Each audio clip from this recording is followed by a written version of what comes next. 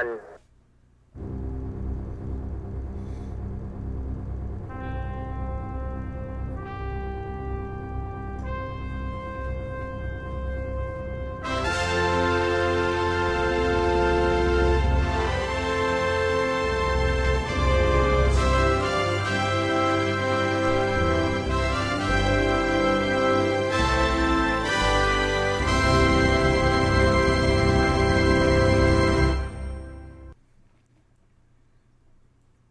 All the And shiny, happy people out there. yes, welcome everyone to IFB Interfleet Broadcasting. This is the sci-fi pop culture news and commentary broadcast straight to you. I'm New York Pete, and over there Yeah, is the Tipsy Toaster, my best fix you. buddy. You're What's kind up? of small today. Let me I fix am. you up. Why don't you fix it up, man? Fix you up. You have all those buttons. You can do the whoa. Whoa, it's like the Twilight Zone. Do not touch your dial. We are in control. Oh no, that's Outer Limits. So, Wow, um, you got that confused. Outer Limits, baby. It's been a while. We're like the few that know what it is. But hey, we got Chuck is with us, Rick is with us, Lola, Her name is James, Lola. She was a Erica, showgirl. Chris Laskowski. Good day to you. Bert Oliver Bomer is with us. Yes, guys, thank you for joining us. We have a good show. We're gonna have Tiny Bean Tara. We're gonna have Mediocre Modeler, and Yeah, he can just he's stop now. I already know the answer. The right answers to all those questions he had. So yeah, we're gonna have a. It's all about now, mediocre. spaceships. Is he on there yet? No, he's not on there yet. No, he's not. Okay. Top sci-fi ships is what we're talking about, and we're gonna get into it because he set up a list. We got a list, and it's gonna be cool. And I worked hard on this. Of course, Tipsy Toaster just comes up with. The You right guys already answers. know what The is right the answers. answers are. Yeah, okay. So yeah. Hey, Rob Baum's with us. Cool, Rob. Thank you. And so we're gonna talk Mediocre, all sir. about we're gonna talk about sci-fi ships. I have my top list, right? So top five list. So we're gonna get into that, and then we're gonna have Doc McCauley and Shane, and so they're gonna come on and they're gonna tell us all about what's coming up in their world. So there's publishing of comic books, there's Kickstarters, there's a whole bunch of other stuff, and then we'll tell you a little bit about the status of the Stranded Warrior. XG3's got some Tower Protocol stuff that you guys may or may not know about. So there's a whole bunch of cool things that we're going to talk about, and we're going to talk ships, spaceships, sci-fi ships, all kinds of ships. So that's going to be great. Um, and yes, Rob says that on I don't know somewhere out there, H and I right now the Changeling, but don't go watching Star Trek yet. Wait till the show's over, then you go watch Star Trek. Yeah, So you can always yeah, rewatch that. yeah, you can always watch that. So yeah, we have I don't know. Let's okay. So Doc McCauley sent. Oh my God, you just sent that like right now. You just sent me another something else. So I listen. Stop. I am that to the Tipsy Toaster because it's really good one. It's a special. Oh, Tiny Bean's with us. Yes, well, she was, and then she wasn't, and then she is. Now she isn't. I don't No, know. she is. She is She's now. here. Okay, she's Yeah, finally here now. yeah, Before it was just a definitely. picture of a picture of a No, camera. no, no, no, no. Tiny Bean is with us, and it's cool. I saw the deck she put together. I actually went and saw the I watched the trailer, and so we'll talk about this because some really cool stuff. Okay, Tiny Bean, you good? I know. What? Oh, Oh, it's not about Tiny Bean. It's about the Tipsy Toaster. well, yeah. I mean, right now I'm adjusting Pete because Pete became smaller in all of my things for some reason. I don't know why Pete you're so short today, but you're kind of Oh short boy. and Um, got your Mister Roger jacket on, so we're good. yes, I am doing my Mr. Would Rogers. you be mine? Would you be mine? My neighbor. Would you be my neighbor? There we go. Won't There's you Tiny be Bean. Yeah, my neighbor? that's right. Yes. Hi, Tiny Bean. Hi, What's guys. up? Hi. How's it Short going? in that one. Good to be here. Sorry, I had some technical glitches at the That's beginning. okay. but Well, you know, all's so well. you have something to drink, and so we might as well do the toast all together. I know that's Bionic Eye. $6 million man. Yes. What are you doing, man? What is it? Fixing Okay. you. You're too short. Man, you out of control as usual. Erica says hi, Tara. So Erica. cool. Yes, and Mediocre Modeler is signing in. He's getting all of his records and files and folders, and I was like blown away. He put together lists, and so we're gonna have a good conversation. And I'm glad that you made it, Tiny Bean. So we're gonna actually be talking a lot about our favorite sci-fi spaceships of all time. Oh yeah. Yeah. Awesome. So Okay. right after you give us your special, that's where we're gonna go. And Mediocre Modeler is setting up some lights, I hope, so that he can be out of the shadows, because he's not the shadow tonight. He The is, darkness. yes, he's not the So, dark you shadow. ready to He's- toast here? Yes, I am ready. You ready for this one? This one's a There we go. unique one. I always find the unique Okay. Oh ones. boy. This All right. one is Oh man. Blushberry Tequila Barrel Aged Raspberry Belgian Ale with lime. Blah. Oh boy. Hey, bring on Mediocre Modeler. He's got something good. I know he Okay, always okay. has something See, really now good. you push. Hang on. Now I got more buttons to push. Yes, they're just Silly buttons, humans. and they're all colored too. They got little lights on them. Silly humans always have more buttons to be pushed. I think he is on 2. No, he's not on 2. I'm on 2. Oh, No, he's not yeah. You gotta bring He's in on 4. bring everybody on. We're gonna toast to all the fans like we usually do, and then we're gonna get right into the broadcast, and we're gonna get into the top 5 sci-fi ships. I came up with top 5. I know Mediocre Modeler had to kind of control himself because he wanted to do top 10 of each one of these categories or more, and so he had trouble getting it down to 5. And I know that Tipsy Toaster had no trouble getting his top 1 for each category. That's all that matters. And you can Just one. and everybody, you can guess what that's going to be, what his top top ships, top sci-fi ships. It's probably the same one for each category. You can't help it. It's the truth. Awesome. Welcome back, Mediocre Modeler. How are okay. you? I am well. Excellent. You don't have your dark saber, do you? It's in the works. That thing is giving me so many problems. I watched your part 2 of trying to get the handle hooked up, and you drew out on your whiteboard the whole thing, and It's been a challenge, but that's, like I said, it's one of those things where when you get done, you're just like you feel like on top of the world. But getting there is a challenge. Yep. all right. I bet. Well, I'm glad you're sharing it with us, so it's cool. Everybody enjoys watching your channel for your builds, and we actually wanted to tap into your schedule and find out do you actually plan ahead, or do you just wing it? Oh, I wing. Well, okay. For the most part, I wing it because I feel like spur of the moment decisions, for the most part, are the ones that breed the best creativity. But you also have Wonderfest is coming up here in the beginning of June.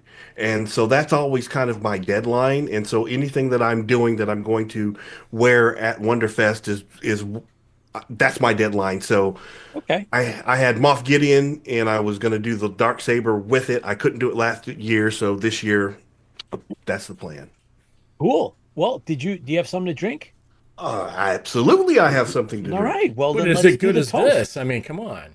Oh We're my God. talking Ew.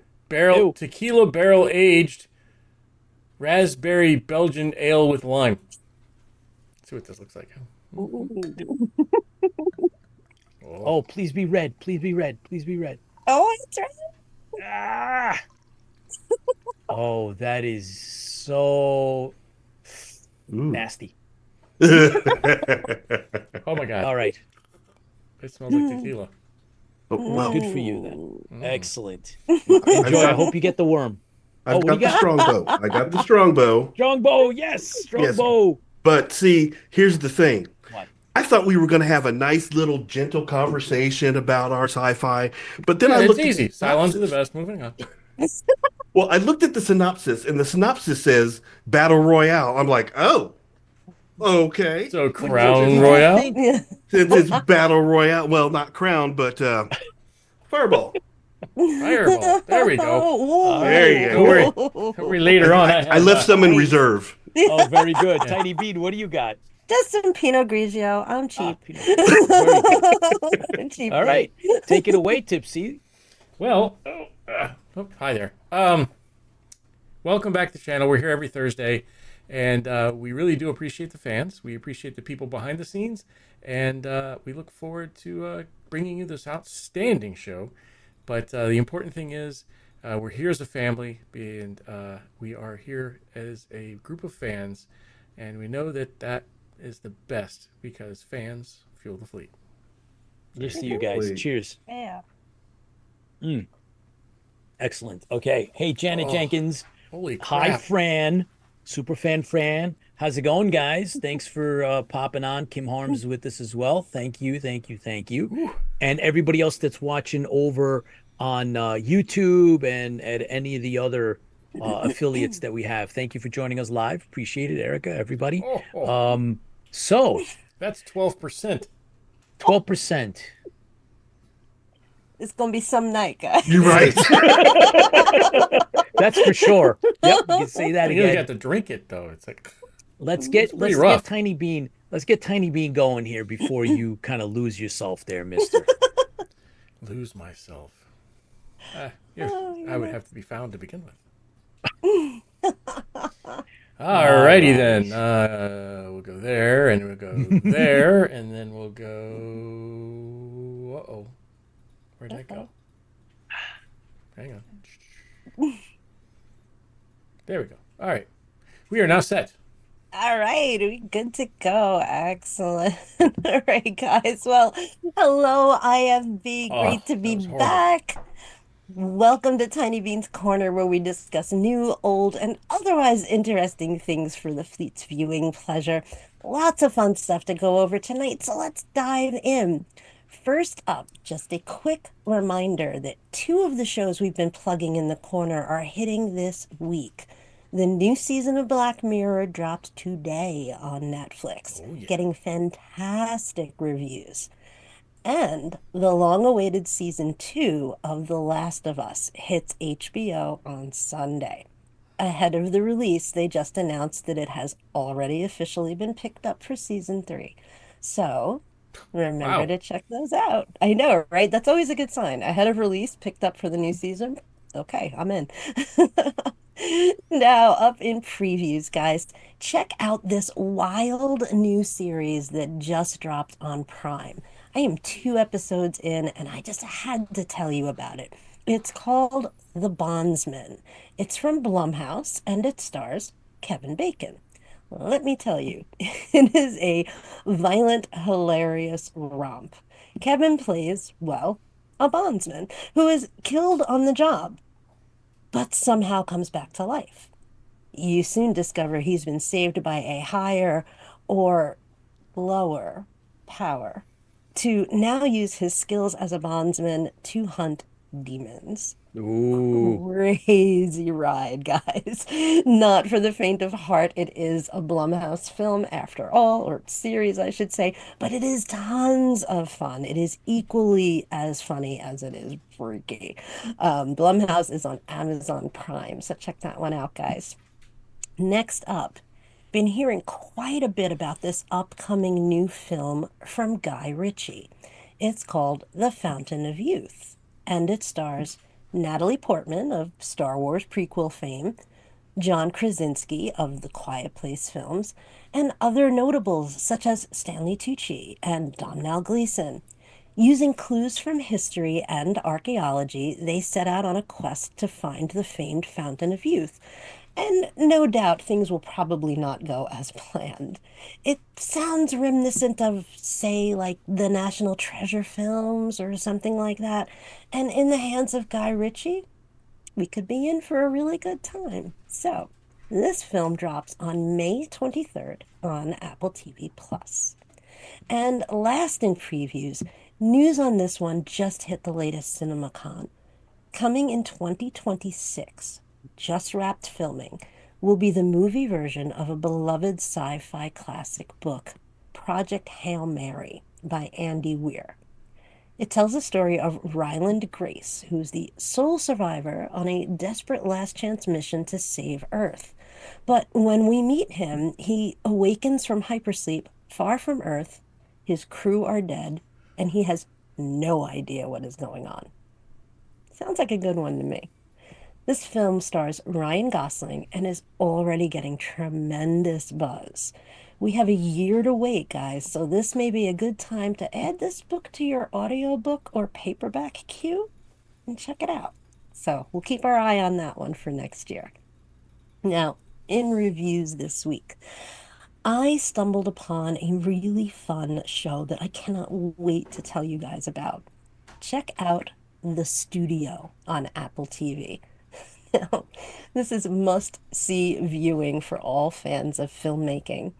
Seth Rogen stars as a lovable but hapless studio executive navigating the absurdities of Hollywood.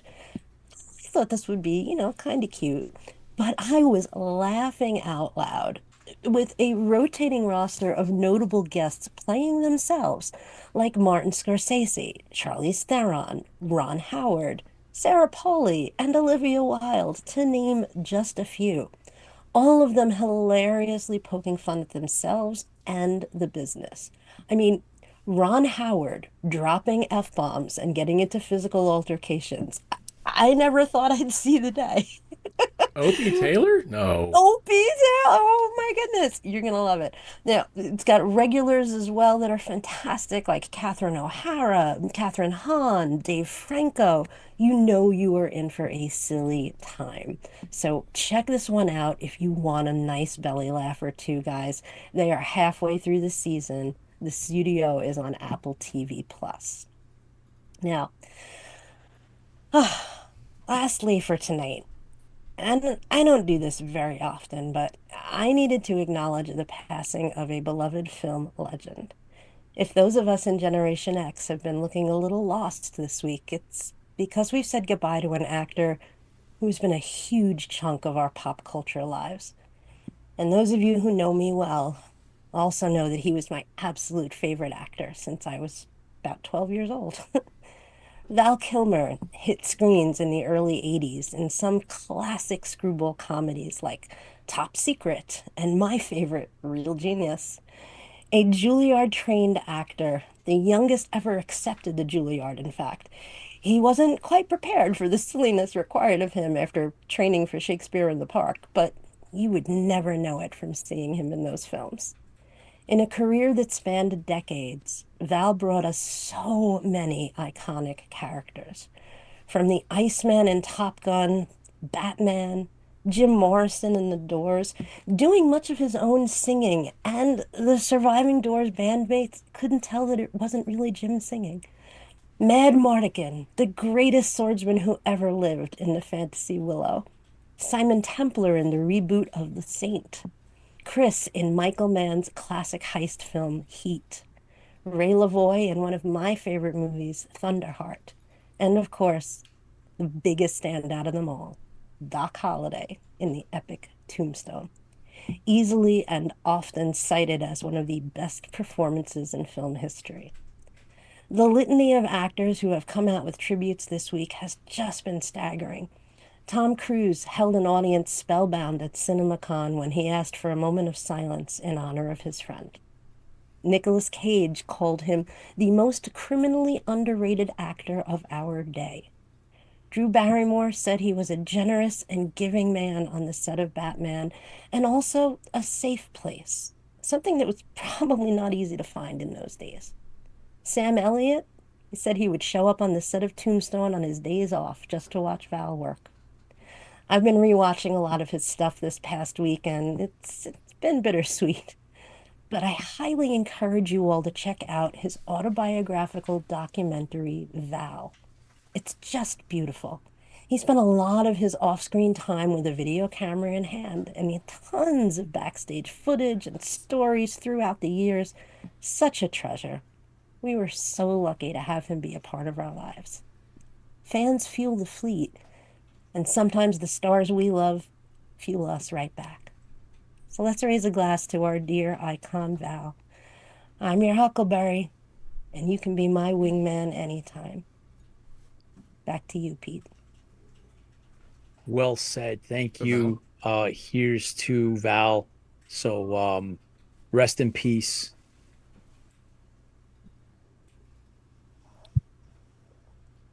And that was a great presentation. I went and I looked up the one actual I like so I try to keep up as best I can, Tiny Bean, and sometimes it's kind of hard. And the Fountain of Youth caught me off guard. I had no clue that it was coming on. I watched the trailer, and like you said, now it reminded me a lot of National Treasure. Sort of like, for a new audience. I like the way they put it together. It had, I think it had all those little elements that need to be there for it to be a kind of a fun movie. So I'm definitely looking forward to it. I hope they do a good job with it, but it looks good. Yeah, it does. It looks like a lot of fun. And I tend to always like Guy Ritchie stuff. So Yeah. yeah, I'm looking forward. Oh yeah. I'm two episodes into The Bondsman as well. Oh, really? What do you think? I love it. It's fun. It's crazy. I was not wow. expecting that at all. It's like, what? Yeah, it was good. It's fun. It's a fun show. It's got some it is, gross type stuff, got some gross stuff in it, but I wouldn't call it scary, but Yeah. I would Kelvin? say it's got a great storyline. It's a unique take on an idea. So Definitely. Yeah. and of course, Kevin Bacon's nailed the character all the time. So Always. You cannot go wrong with Kevin Bacon. Kelvin, what do you got? No, I can't say that I was a very big Val Kilmer fan, but just going when she was going through some of those movies, I had forgotten he was in some of those. It's Yep. and I honestly, I hate to admit this, but I haven't watched Top Gun Maverick yet. Oh, So It's good. it's I've really heard, good. I've seen clips, and I'm Yeah. like, okay, all right. I guess if there's any time to watch it, now would be the time. Yeah. Mediocre Absolutely. modeler's It's- next build will have to be a Top Gun helmet. Yeah. Ooh. Yes. It's good. It's good. I It I didn't is. I was skeptical when it came out. Waited a little bit, and then all of I mean just the feedback that came. I was like, I'm in. I'm in. I watched it and I was not disappointed. It was fun. It was a real good fun. I think they did it right. It'll be I think worth the watch. I'm not gonna say you're gonna watch it like a million times, but I Right. think it'll be worth that at least that once. I didn't realize that the Fountain of Youth is going to be an Apple special, so I will be signing up. Yep. I'm gonna watch that and try to catch up with some of the other stuff that's on Apple. Yeah. Thank you, Tiny You've Bean. got to. So I want to go Yeah. back to Andy Weir's Hail Mary. The Yes. audiobook. Oh. The audiobook is Uh-oh. amazing. Oh, is it? Great. Yeah, Okay. it's great. Oh, is it? Excellent. Okay, Yep. I'm It's gonna have to get on It's a that. great one. It's of course, well, I've listened to everything that Andy Weir's put out, The Martian and everything else, but Yeah, you'll love The Martian. this one was good. This one was fun. Yeah, this one I have not read yet, so now I'm like, okay, that's going to the top of Yeah. my queue. I don't know. Hopefully, they do it justice in the movie because the book is fantastic. Yeah. Tiny Bean. Yes. Before you go, this our show tonight will revolve around sci-fi, iconic sci-fi ships, right? Of Ooh. all classes and sizes. And so, I think it would be remiss if you didn't actually share with us, some of your favorite sci-fi ships. Oh boy, how much time do we have? Right. All right, I mean, goodness, Oh, this okay. All yeah, right. this could go. Well, I give it, mean, yeah. obviously, you guys are fans. You know Tiny Bean stuff. You know what I'm into. You know, Alien is one of my favorite movies, so immediately I think, oh, the Nostromo. Um, Excellent. but I have to throw it back to when I was a little girl collecting Star Wars figures and all that, and my brothers had all of the cool stuff, and I didn't have too many of the cool stuff, but my brothers had the cool stuff. But one year I got the Millennium Falcon for Christmas. And so there you go. Millennium Ooh. Falcon has to be my number one. Okay. Well, so the last question on the questionnaire is the Traveler, and it's just like the ship that you would live on and travel the galaxy. Would that be the Millennium Falcon for you? I think it might be. And I know the Falcon has its issues, and I know occasionally you need to smack it to get it to go Right. to hyperdrive.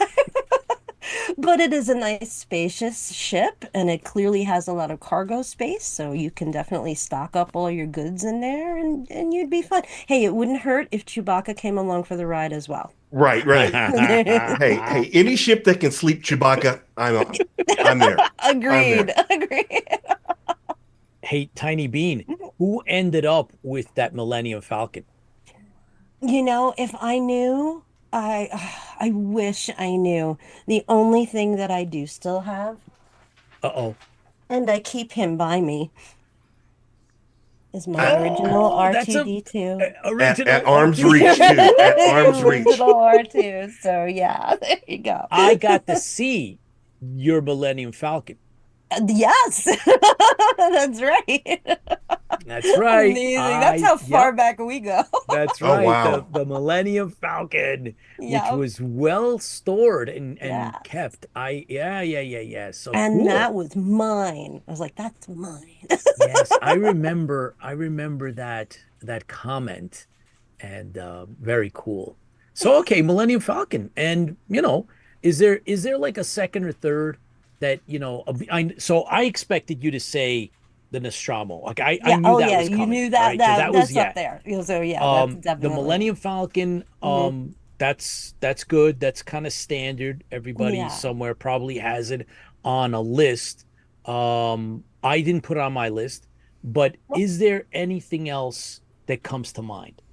I mean, the obvious choice is always going to be the Enterprise, Which one?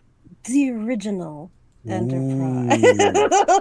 Ooh, ooh, Come on now. excellent. I mean, I would say, like I said, the Nostromo right off, but this the Nostromo it's a cargo ship. It's not really for living and having a good time. It's not, you're not going to travel the world and then or the universe and then the Nostromo.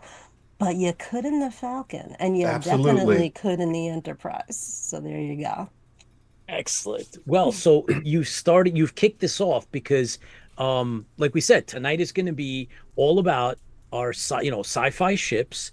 And I hope that you guys that are watching with us live, can put up some of your favorite ships. There's actual categories, right? Mediocre modeler, Kelvin, you Yes. put categories up. So you want to go through those real quick? So we have five separate categories, Okay. and the thing about it is I thought I was being clever in combining like transports and shuttles, Yeah. but then a ship that is a transport, it got too thick. Mm. So I had to split that off into a mid-sized ship. But even we could come back to this and do just ships that are terrestrial. Just you could break this down many different ways. Yeah. But the categories we have for tonight are one, your capital ships, two, your mid-sized ships, three, your fighters, four, transports and shuttles, and then we have at the bottom, we have three separate categories. We have warts and all, which would be the ship that makes no sense, but you love it. Okay. All right. We have the albatross, which is the ship that you wish had never been invented. And then we have the traveler. So those are our categories, and so I thought the best way to do it, and we we could go each category and start with our number five and work our way back down to one. Now they 5 to 2 is really kind of irrelevant, but your number one has to be the one to where this is the ship I'm going to battle in. This is the ship that's going to sustain me. So that's kind of the way I see this going. All right. Well, so listen, this is where like we come out swinging and anything goes in a battle royal. So, um, the list that I got, Kelvin, Yes. it went capital ship and then transport slash shuttle. Right. Okay. So I get okay. So I had split that. I sent John a revised. Oh, did I not send him? I might not have sent him the revised list. okay, so that's one. Yeah. So that there's right. So that's part of that's like a drop kick. When you said you changed it up, what did you say? You said like Yeah, I split off the transports because I had like, well, I'm going to give away one of mine, but like the Firefly. It's a transport. It could be a shuttle, but then I would have to kick out so many other ships. So that's why I split it off. So I'll wing it. We'll just do the capital, the transport shuttle, and fighter. And I'm just gonna have to go on. You're gonna have to see me making some decisions right here, right now, as to who gets dropped. all Who right, here we go. gets We're gonna dropped. so this is where Tara, you're off the hook now because you didn't get advance notice, Oh but no. you got a couple of good shots in there, right? Right? Yep. Yeah. And so the thing is that with Tipsy Toaster, if he's definitely a man that is driven by consistency, and I expect that there's not going to be any surprises, and I bet we would probably be able to put it in an envelope, seal it, and then present it afterwards, open it up, and it'll be exactly what he says, because robots are robots, and Yeah. a 001 is, it's clearly going to come out the same every way. So It's. I'm sorry that the truth hurts. I mean, Yeah. The answer is C, Cylon.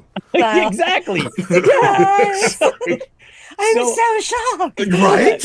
That's a little bit on brand for him. right, so we got to talk about this before we went on the show, and he came up with a quote that he says is in the show, mhm. and it's obviously C for Cylon, and I just laughed, and then told him that you're so predictable, but I think we may have It's some not other. predictable. It's just when you tell the truth.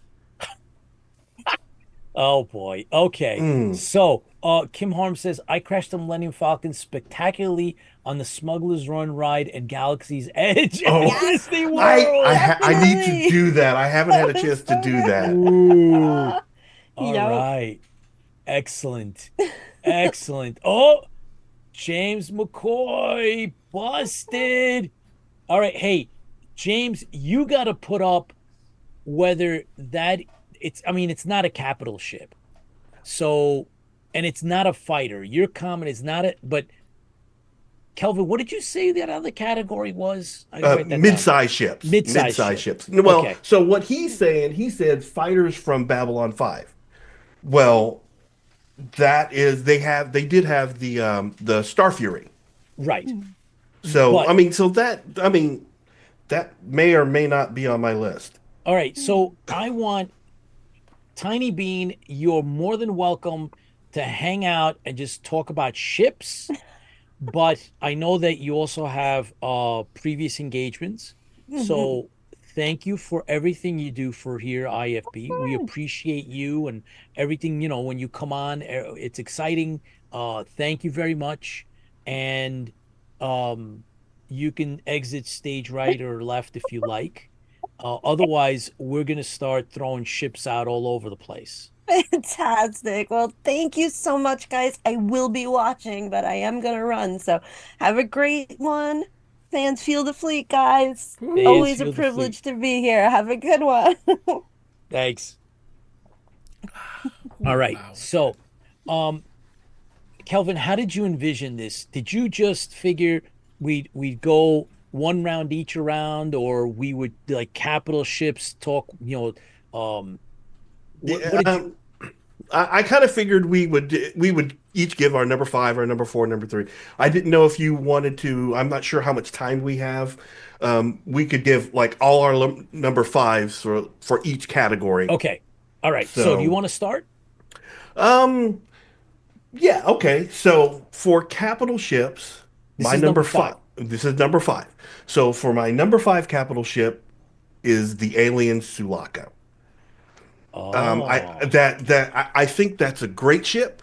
okay. We never got to see it do anything in battle, Right. but it's a military. It's a large military ship. I think it could do some damage. Okay. My number five transport is going to be the ooh, the Space 1999 Eagle. There's your Sulaco. Okay, yeah, that's a great ship. Funny part of it is the filming model for that. They only did one side. They only did that side. They didn't do the back side. Oh, interesting. So, so my number five fighter Hmm. is going to be the Robotech Valkyrie. Ooh. Okay, and so my thought there is it's a plane, it could be a giant robot, and it could be somewhere in between. And it can go in space. Okay. Okay. So, All right. you're up. Chuck says the Sulaco is excellent. Okay, cool, right? And I am going to, all right, so capital ship, right? So again, this is the list you put out so that we could kind of stay on script and list your top five ships per category, with number one being the ship you take into battle. And you got to hear what Tipsy says when he comes up because he had a problem with that, right? There's a Okay. whole thing, yeah, whole to do. He got all philosophical on it, so but Oh, that's okay. bring it. Bring it. Yeah, okay. So my We're number talking number five, five, right? Or not number one. yes, Yeah, number we're five. up What number do you? five. Wait a There's only, minute, but there isn't more than five. I mean, there's just one. Tipsy. What exactly? Okay, so why don't you hold off? So capital ship. My number five is is I look. I chose it because I always thought it was cool. I still think it's cool. It has so many flaws, but it's the Imperial Star Destroyer. Okay. It's just a freaking. It looks ominous. It's supposed to be ominous. I mean, a It's a small little piece of ship. pie. Yeah. Well, okay. So there. I can't. I couldn't help it. I was like, you know what? That's my It's number five. a piece of pie.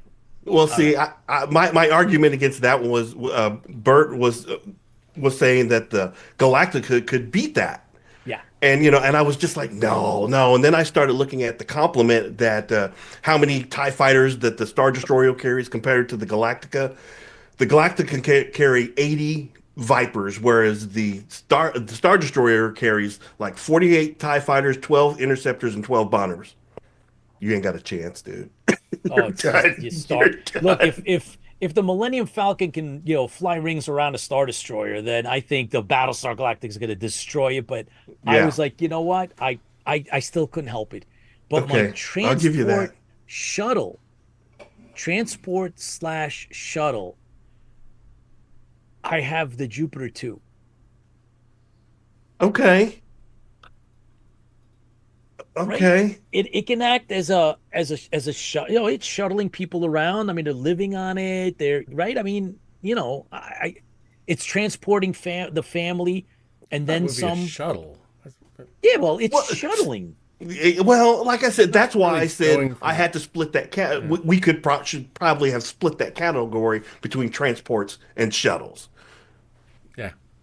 So the Jupiter Okay. 2, it's okay. I mean, I love it. I love it, but okay. All right. Well, then my fighter, right? My number five is from 40K, and it's the Thunderbolt Heavy Fighter, and it's like a clunky, just fully armored fighter jet, or not. It's just a fighter. It's so there you go. I had to step outside of and went military sci-fi. Um, I didn't go into the animation, but I just stepped into the world of 40K. Right. It's just Okay. and there you go. So do we even need to ask Chris? I mean, Yes, Well, we you're do. for number five. It's like the yes, fifth number Yes. one. 5. Right? I don't know if I have that low, but I do like. I can drop some other ones before the true answer, anyways. Um, I think this one looks right there for fighters. It would be right up there for me, and hopefully somebody else can recognize this one. Oh yeah, yeah, Hatchet Fighter. Hatchet Fighter. Yeah, I always loved the Hatchet Fighter and Buck Rogers, so I think it was really cool. I love the way the pilot's dressed too. It's almost steampunkish. The pilot's always it looked more like a Yeah, samurai yeah, helmet type. Yeah, steampunkish exactly. samurai. Yeah. Yeah. So I like that one. Yep. That would be my probably my fighter. So Um, while you're looking, so no, Pete, where did you get your information on? Where did you do your research? Just general sci-fi? Well, like I had to do a little bit of refresher because like I was like, wow, like what I mean, your standard ships, right? Famous spaceships of fact and fantasy, right? So this is from my archive. And of course in here is, the X-Wing and the original Enterprise. And I'll show you a couple of like there's some really cool things in here. Check this out. This is, of course, the Cylon Right. Raider, and there's the yeah, see, Vipers it's in got the right here. one. It's got the right answers. Yeah, Oh yeah, yeah, God. Okay. right. That's pretty cool. Um, and it's got a variety of different ships in here. Uh, there's one in here that I'm not very familiar with. Let me show you this thing and see if any of you guys here. The El Dorado from, I guess, classic Buck Classic Buck Rogers. Oh, Rogers. okay. Yeah. Yeah, so that I wasn't very familiar with. I thought that was kind of Looks a cool. lot like the what was the silver one in the very episode one of Star Wars. Oh, like the Naboo Yeah, the cruiser Naboo Cruiser. deal. That's it. Yeah. Yeah.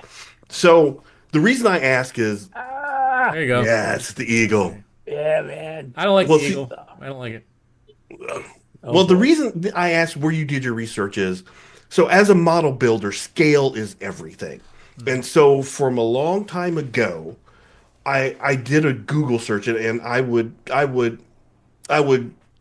suggest anyone who has any kind of little bit of questions about this, Google starship size comparison. The Hmm. first one I saw was from Jeff Russell, and it's just like a poster, and it's got all these different sci-fi ships in Yep. scale to each other. Yep. And the one from 2025, it's got everything. It's got Halo, it's got video game stuff, it's got Warhammer, it's got Which one do I Farsk, pick it's here? got everything. Which one do I pick here? It's cool. The I saw it, Ships of the Gamma Delta Quadrants, pre-Federation starships, but I general couldn't. sci-fi comparison charts, Yeah, small, but I couldn't medium. open Yeah. it up. Kelvin, I couldn't open up that chart. I wanted to be able to like look at like zoom in on, because you can't read it and they're so small. But it's Yeah. it's really cool. But I was like, I couldn't. You could barely make out. Yeah, Yep, yeah, there you go. yeah, So it's gotten so big that it's kind of hard to look at sometimes, but yeah. what you do, you end up, It has one of the one I was going to talk about. Go ahead. yeah, so you can click on it, and then you end up having to use your mouse to scroll up and down and left and right, but it's got absolutely everything on there. Yeah, that's Okay, cool. it helps to have a big monitor. Oh yeah. Yeah, I couldn't I kept finding um just the I guess it was either the JPEG or the PNG of a Right. copy of the poster, but not like you couldn't zoom in. Like I that's what I really want to be able like what Tipsy's doing now. But I so yeah, so I did a couple of Googles. I looked at other people's lists just to see, to jog the memory. I went and, I mean I looked at my shelf and I Right, was like right. when I was like, oh, let me see what do I got. And so I have a few pieces that and I didn't want to be just generic either. I didn't want to go to like, just the cop outs. Like this is what I would and I started remembering some of the other ships. I was like, oh, well, of course this ship, and of course that ship. And the list was good too. Like at first I got a little intimidated, and then I was like, well, wait a minute. There's stuff out there, and do I really, how much of the Buck Rogers in the 25th century? I mean, I don't know. Tipsy's a little more partial to it. I'm not. I don't, they're, Really? I had the models. I made, I built the models for them back in the day, but I don't know. So on my, so that was I did fighter and I did what was the other one I just did? I can't remember. You did fighter. Did Yeah, did you do capital ship? capital ship would be this one. Actually, the one I'm the one I had here. It's great that it was already here. I didn't know this was here, but What is it? I love Which the one? mothership from V.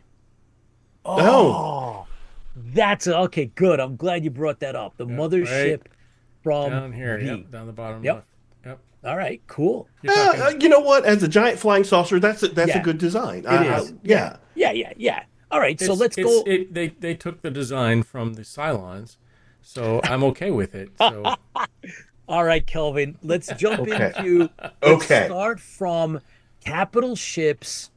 No, no. Let's start from fighters. Okay. Number four, fighter. I chose the Peacekeeper's Prowler from Farscape. Okay. All right. I did look at those and I just don't like any of the ships from Farscape. But I can't wrap my brain around those ships. Okay. All right. All But right. no, but yeah, within universe, no, good choice. All right. What's your number four for fighter? My number four would be the Buck Rogers Thunderfighter. Oh, okay. All I, right. I I really like that that ship. is a nice design. Yeah. I would really love for somebody to modernize. I think somebody had done that, had done like a more of a modern a video of it moving faster and maneuvering. And I think it can, yeah, and it can land. That's a because if you're going to crash, you might want to be able to land it Land. properly. Yeah. Okay. That's So, cool. Hey, come on, Tipsy. yeah, What's that? Give us a ship, man. give us a For number for, four. for which one? For Your number four fighter. number Number four four fighter. fighter. Yeah. Number four fighter. This is gonna sound weird. I just always love the double pod Bespin The fighter. Best Ben Cloud car? Yeah, Oh. Yeah. Okay. No. it's kind of corny looking, and it reminds me of the P-51 Mustang with the double. The double. Yeah. Yeah. Yeah. Yep. Yeah. Harder Oh, than heck to fly. You'd have to have a buddy to fly. See, I never understood. So you got a pilot and a gunner, maybe Maybe or one. navigator. I don't know. You're not even in the same space. I mean, it's just Yeah. like yeah, it's fun. kind of weird. It's exotic, but that's cool. All Yeah, right. I it's don't know. exotic. That's I what, yeah. wouldn't. Yeah. So hey, Rob Baum asked me a question. This book that I have here, it's the second edition or second printing. Sorry, Hold second it up again, printing. Pete. Yep, and it's from 1980. I saw an older my best one of my little buddies at the time when I was a kid. His older brother had the 1979 first printing, and this is from Calmback Books. Calmback call Books. back. Yeah. Yeah. And so I ended up finding it because I was like, "Oh my God, that is so cool." And so I hunted one down and I got my hands on it because it of course has, I'll show you another quick picture of the Viper in the back, which is really cool. And so I got my hands this was through it was at a convention that I went to, Rob, and I got that one. So I think we're up to we did fighters, so transports slash shuttle. My number 4 is the Lambda class Imperial shuttle. Familiar with that one. I gotta. Oh man, Come on, man. I, That is so cool. It's a cool ship. the wings are why? You don't need wings in space. No, but it looks cool. It looks freaking cool, man. It was like when it comes in and for the wings fold up and then it lands and then everybody comes off and it's like, whoa, look at the shape of it. I was like, whoa, that's really cool. Yeah. Rad. Okay. There you go. Yeah. Yeah. Oh, It looks like look a, at I don't know, the that. front end of that looks like a, I don't know, a dog? Yeah. it's like You know a what? Okay. raptor or something. I like the front end of the cockpit of that thing. I think Yeah. that's a great design. But the wings are just way too dang big. You don't need them in space. I guess The solar panels, then- they're collecting energy. no. See, I would almost give you an argument for that if it actually had solar panel spots on it, but the TIE fighter does. So no. Okay. All right. So your number 4 is what? My number 4 is Space Academy Seeker. Space Academy.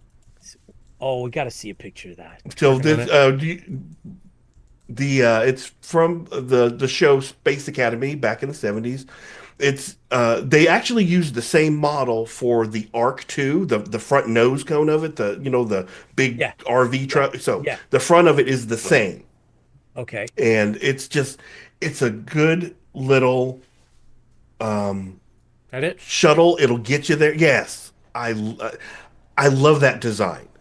My only Front end of problem it with looks like that, a 747. yeah. The only thing I don't like about that as a shuttle is it doesn't have weapons. That's a big problem Oh, is that for me. Well, that should have been one of the requirements. That if it's a shuttle, it can't have weapons. Because Battlestar Galactica shuttle does not have weapons. And that's why it's not on my list. But it's a shuttle. I mean, I think yes, we should have it is. that. That should have been come through as the definition of a shuttle should have been non-armed. Okay, well, when you're making the list, you can do that. Okay. Wow. Gee whiz. Sorry. It's the instructional strongbow. period that some people are just naturally slow. Oh. Well then, sir, what is your number 4 shuttle? 4 shuttle is the what is the shuttle on what's the name of the show that's crap, I don't know the name of the name of the shuttle itself, but it's the shuttle they use on the fake Star Trek.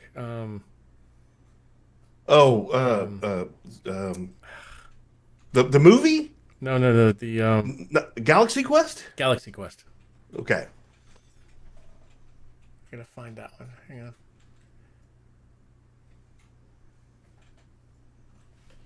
That's gonna be a hard one to find too. Well, because It's not Galaxy Quest. It's the guy who made Family Guy, Orville. The Orville. Okay, I don't know anything about the. Oh, okay, that makes sense. Fake Star Trek. Gotcha. Yep. I have never seen not one episode of that show. What? Yeah, it's. There you go. That's the Orville shuttle. Way too much glass. I'll punch right through that dang thing. But it's not That's armed. just- It is armed, but it's not by much. At least you can see. No, it's. Is that okay?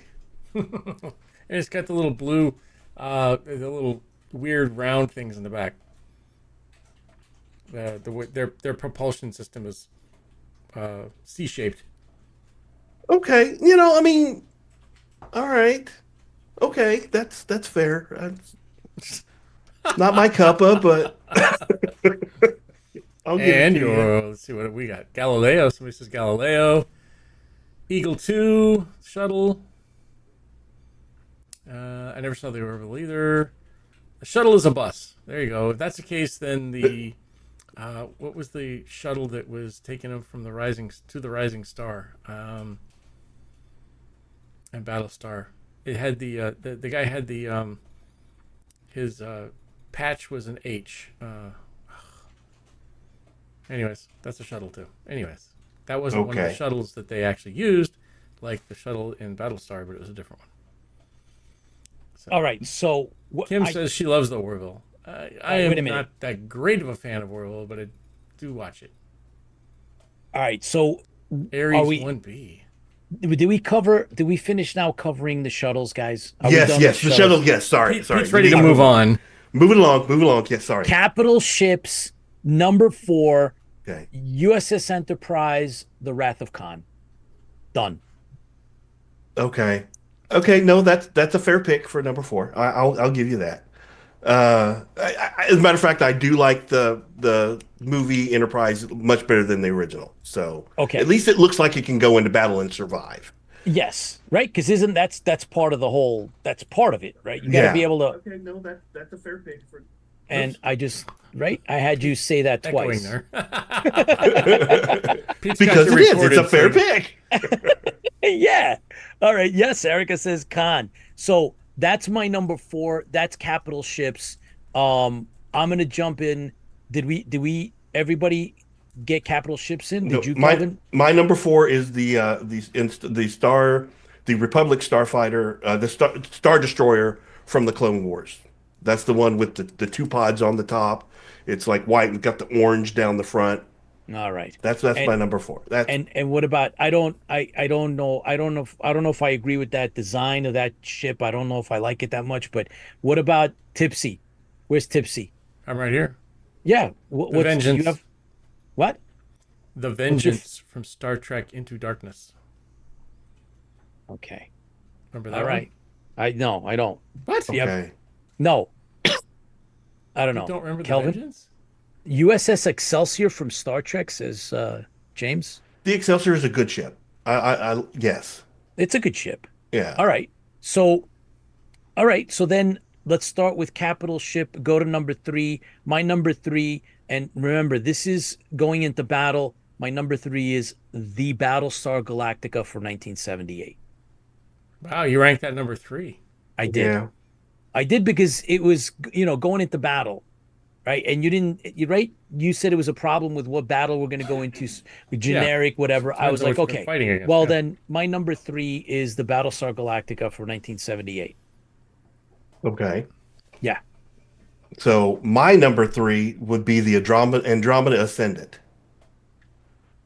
We never really got to see how powerful that ship is. We didn't get to see the full potential of. Oh yeah, then you weren't watching the show.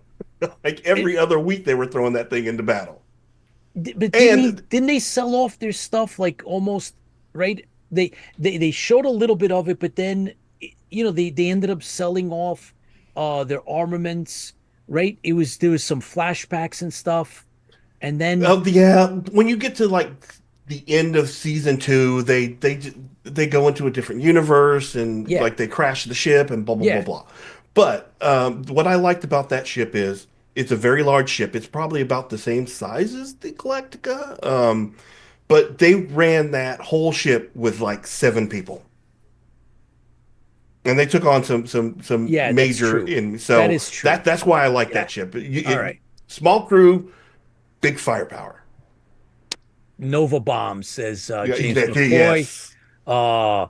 Eric Padden, hey professor, says the Galactica is always number 1 on my list. Come on, Tipsy, give it to us. What's that one? What's this one again? Number 3? Number 3 for Capital Ships. Capital Ship. It'll have to be. Here you go. Come on, give us a good one.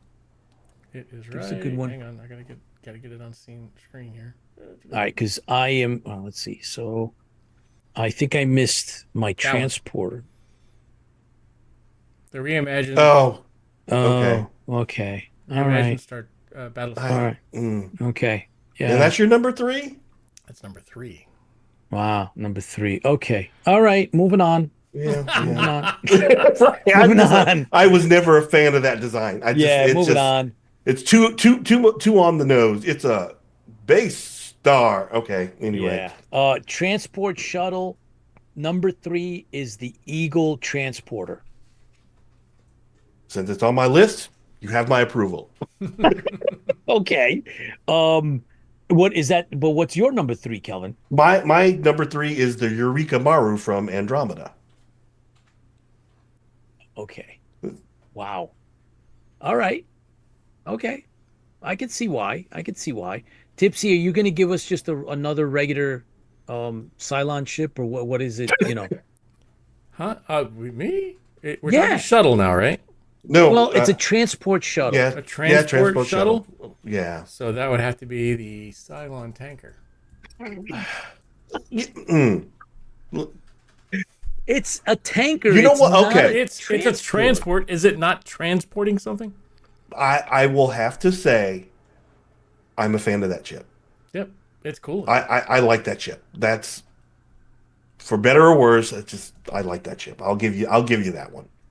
Oh boy. All right. Rob Bound says, what about any of the terrestrial bound craft in the first Trek film? See, I would say personally, we would have to split that off into a whole different conversation. Like terrestrial ships should be like a whole different Right. top 5 category. Right. Okay. I agree. I agree. All right. So we're going to leave that alone, and we go There you to. go. There's a good view. Yep. All right. And the so fighter? then fighter. Yeah, fighter is number 3. Mine is the Hammerhead from You got the same one I Space did. Above and Beyond. Space Yeah. Above. Yep, same one. Yeah. That was my number 3. Okay. Well, my number 3 is the Babylon 5 Star Fury. That's a good ship. It's a Yeah. good ship. It's a good ship. Yeah, yeah. I acknowledge that. That's a good ship. It reminded me of the Last Starfighter for some strange reason. That's on my list. The last Star. Okay. Well, when we get to that one, I'll have a comment about that one. I got it. Okay. That's an honorable mention. All right. That's an honorable mention. All right. So let's go back up to capital ship. My Okay. number 2 is the USS Defiant. Ooh. Okay. So remember I said I had a mid-sized ship category? Yeah. That's in my mid-sized ship category. It's not in the capitals. So, but no, I love that ship. I had to wrestle as to whether that would be the ship I would travel the galaxy in. Okay. What's your number 2 capital ship? My number two capital ship is the Star Trek Enterprise E. E. Is that the Galaxy ship? That's the one after that. That's the one that Okay. the one that looks like "Don't mess with me." Okay. All right. It's the Soyuz Okay. class, I think. All right. I'll buy that. Tipsy, capital ship number 2. The Draconia. Ooh. Good okay. contender. Okay. Okay. Yeah. All right. Yeah. All right. I So love the front end of that. I think it's always been fantastic, and it's so big. It's so Transport- big. Plus, if you look in the far right-hand corner there, it looks like the Millennium Falcon docked up to the corner. yeah, that does look like that. All right. Transport shuttle, Galactica shuttle for me. Boom. That's my number 2. Transport shuttle for me would have to be Firefly Serenity. Oh my God. You're like totally enamored with that. Just the one show. I'm very surprised that you are focused a lot on Firefly. That's a good show. I didn't It was a expect very that. good show. But Okay. the funny thing is you really do you Yeah. count that as a? Can you count Transport that as a shuttle? Because it has a shuttle attached to it. Hey, it's not my fault that it's multi-purpose. Okay. All right. So what about Tipsy? Give me yours. It is. What was the one from Deep Space Nine that was the badass freaking? I want to say the Defiant. No, it wasn't Defiant. It was started with a D. I have a. From Deep Space Nine? I think it was Deep Space. No. It was Janeway. Delta Flyer. Delta Flyer. Thank you. Okay. All right. Okay. Phil Leavenworth, thanks for joining us, Phil. He's throwing out all kinds of ships. We already talked about Defiant. Andromeda. There we Was go. like we got a lot of Andromeda ships that came up, especially for Mediocre Modeler. We talked about the Cylon tanker. That's of course on Tipsy Toasters lists always coming up. Let's see. John Van Gosteen says Colonial Viper, BSG, and Hammerhead from Space Above and Beyond. Buck Rogers, Cosmo Tiger, Gunstar, Last Starfighter. Okay. Defiant is up. Defiant. Firefly I put in mid-size. Okay. Yeah. So all right. So now I think we're on fighter. Are we on fighter number? Yes. We are fighter number 2. And Fighter I number 2. choose the X-Wing. Typical. Don't give what? It's the X-Wing, man. Come on. You just don't. It's so basic. Pete. It's so cool, man. It's It- such a cool ship. It. Give me your number 2 and come on. Okay, so my number 2 Yeah. is I'm gonna cheat because my number 2 is the Viper. Yep. Same Oh, one. number I got 2. That was number 2 for me too. Okay, so No, but no. I have a problem with the Mark II Viper having like regular guns. So if you put the energy weapons on a Mark II Viper, that's my choice. That's what I would do. Yeah. Oh, but- boy. Yeah, All right. give me the energy weapons. Yeah. Mine was All right, the all right. Scorpion from the Viper Scorpion from Second Okay. Coming. So let's go right up to the top for our number ones. My number 1 capital ship, and this is because Kelvin, you said list your top 5 ship categories. Number 1 being the ship you take into battle, the Borg Cube. Are you hot? Oh God. What? The Borg Cube, man. What? How What are you stylish. Oh no, man! Come on, I'm not the only one. There's a bunch of let's others see that are here. talking about the Borg Cube, How- man. how pretty is that thing ship? Yeah. Just come on. Yeah, well, if you want to be a battery, sure, why not? I mean, What's your number 1 there? my Kelvin? number Let's go. 1, Yeah. Battlestar Pegasus from the Reimagined. Ah. It is the beast. This thing is huge. Oh, And the reason it's the beast, Yeah. my number 1 is because they can make their own, they can go and mine materials to make more Vipers and ammunition. Yeah. They store 200 Vipers with 100 in reserve. Yeah. You got the Raptors, it's got point defense, it's got everything. Yes, and I gotta tell you that if a Borg Cube were to show up, that's gonna be a hell of a fight. That's going to be a fight. Because That's the a Borg, fight right? there. The Borg are going to energize right onto that Battlestar, and they're going to start assimilating. It's going to be. That's why I picked the Borg Cube. I just thought it was like it's formidable, man. Yeah, we're just going to throw Cylons at them. Yeah. What? All right, so come on, Tipsy, give me your number 1. As Ty said, Yeah. it is a vehicle of death, I believe his exact words. The circle of death, the top of death, Right. the circular takes- all the way around. Right. Come on now, this thing 2 is colonial amazing. warriors. That's all it takes. 2 No, colonial no, warriors. no. The right. Check it out. No, All right. Just 2. You're going in Now- there. now I'll if- take the Borg. now and I you would take your flip base it. star because all it takes is 2 colonial warriors, man. Now I would flip it So, if yeah. if the Battlestar Galactica was the actual one from the book, Yeah. No. Oh yeah. right? See, Then maybe I would say the Battlestar Galactica because the book because it's the one size of a planet. is the size Yeah. of a planet, and then of Okay. course, if you want a capital ship, do we really think the Death Star could be a capital ship? No, all right. Now Now you're that's, poo-pooing it. Relax, man. Yeah. Okay, it's just a beautiful ship. Now I'm gonna go right into the transport shuttle. My transport shuttle has always been the Galileo 7 from TOS, and it's a Okay. shuttle. And I just love that little boxy thing, and that's it. That's my number 1. Come on, Kelvin. What's your shuttle? my shuttle is the Deep Space Nine runabout. Okay. All right, I can see why, but I just like the Galileo 7, man. Yeah, It's a little boxy thing. It's a little boxy.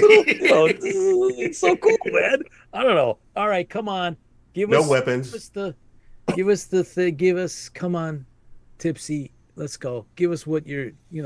I'm looking for it. There's no particular name for it, but in Yeah. Caprica, the show, the shuttle that Yeah. lands in the middle of the field with the It even- Cylons on board. Okay. Doesn't even have a name. Very good. I don't think so. Excellent. Good choice. Iconic, really. Yeah, no, yeah. Yes. Figures. All right. And then fighter, my number one fighter is the obvious because it is the Viper from the OG. Mic drop. Well, yeah, okay. No, I cannot besmirch the Viper. It was my number two. It's iconic. It's formidable. I love what they did with the Mark II, giving it a little bit more maneuverability. It's a solid answer. My number one is the Jedi Starfighter. Not the little triangle one. The one from the third movie. And our unofficial fact checker, it's the shuttle, right? Galileo 7 is the name of one of the shuttles on the original Enterprise. Yes. I just said it that way because otherwise it would be just the shuttle ship from, the original Enterprise. Yeah. So, and of course, there is some comments. Professor Padden was like, the little boxy thing. Yes. And, Bert Oliver Bomer says the Eagle. Yes. And, Shane says TIE Interceptor. Bert Oliver says Cylon Raider. Okay. Very formidable. Good. That's I would put a TIE Interceptor for maneuverability against a Viper. Okay. And so again, give me your number one, or you didn't say it. You just. For which one? For your number one. Oh, fighter. the Jedi Starfighter. Jedi Starfighter. Okay. Yeah. All right. So Tipsy, we bought you time, and what is it? Is it the Cylon Raider? What is it? What's your number one? But of course, it's a Cylon Raider. Yeah, I'm just like, what? Label. Why would you not pick the Cylon Raider? Yeah. Ray, yeah, you're right. Because it takes three people to fly it. All right. Because three people fly it so well. Okay. So this is the other last three questions. Okay. Warts and all, the ship you love regardless of its practicality. It is the Destiny from Stargate Universe. Ooh. Okay. I just it's one of my favorite shows, and there's so many issues and problems throughout the whole series. They're all they're on this ancient technology, can't get it to work, can't get this, can't get that. Not to mention it's like thousands of years old, but anyway, the Destiny. Yours, Kelvin. Okay.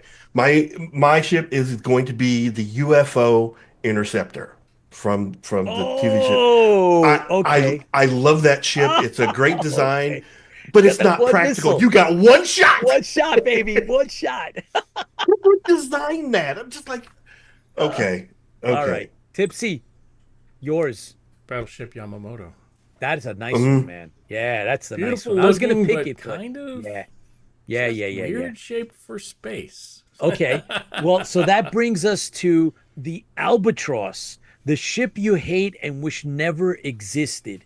And I'm going to tell you, when I first saw it on the screen as a kid, I was like, really? Flash Gordon's ship, the Zarkov? I was like, or Zarkov ship? I was like, what? It's the bullet shaped one. Yeah, I was like, what the hell is that? That's like, come on, man. It was a throwback. It's man, that's right. I think I got you beat. I got you beat. Go. What do you My got? Albatross is the Nell from Battle Beyond the Stars. I hate that ship with a passion. It's ugly. Why? Okay. Matter of fact, the whole movie can go. As far as I'm concerned. Yeah. So obviously Tipsy has up his, which is the Orville. Is that what that is? That's the Orville. I hate this freaking three little. I agree 100%. Okay. Like, why do you have that? The last question was the Traveler, the ship that you would live on and travel the universe. And I'm gonna let you guys go first because my ship is gonna segue into our guests that are waiting for us. So, Okay. Kelvin, go. Okay, so I'm gonna have to agree with Tiny Bean. My travel ship is gonna be the Millennium Falcon. Oh, It can get around. okay, It's not the greatest. It has weapons, and okay, it can sleep someone as big as Chewbacca. There you go. excellent. All right, Tipsy, what do you got? The Andromeda. Okay, all Okay. right, You know what that all one's right, it's from? a good one. And The mine, Andromeda from the movie what? Passengers. Oh, Oh, the sleeper ship. Yes. Yes, that's right. All the Okay. habitats and the Yeah, bars and everything that's yeah. inside of it. Tipsy Okay. needs a bar. Yes, you do. And 10 Yes, you do. forward or something like that. It's just not going to do. I need an No, yeah, you need a entire full bar. deck Well, with the party. mine is the TARDIS.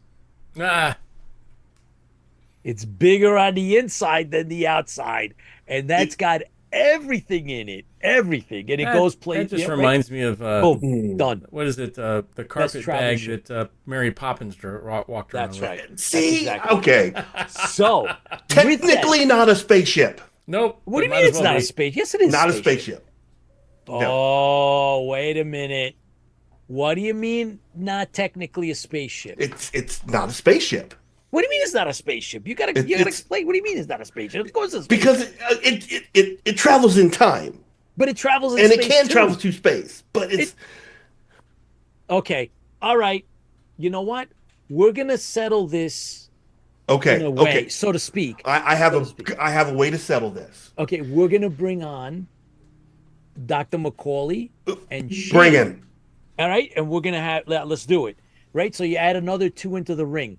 So if Tipsy can actually bring them on, I want to hear from them now. So right, we're going to talk about whether the TARDIS is a spaceship or not.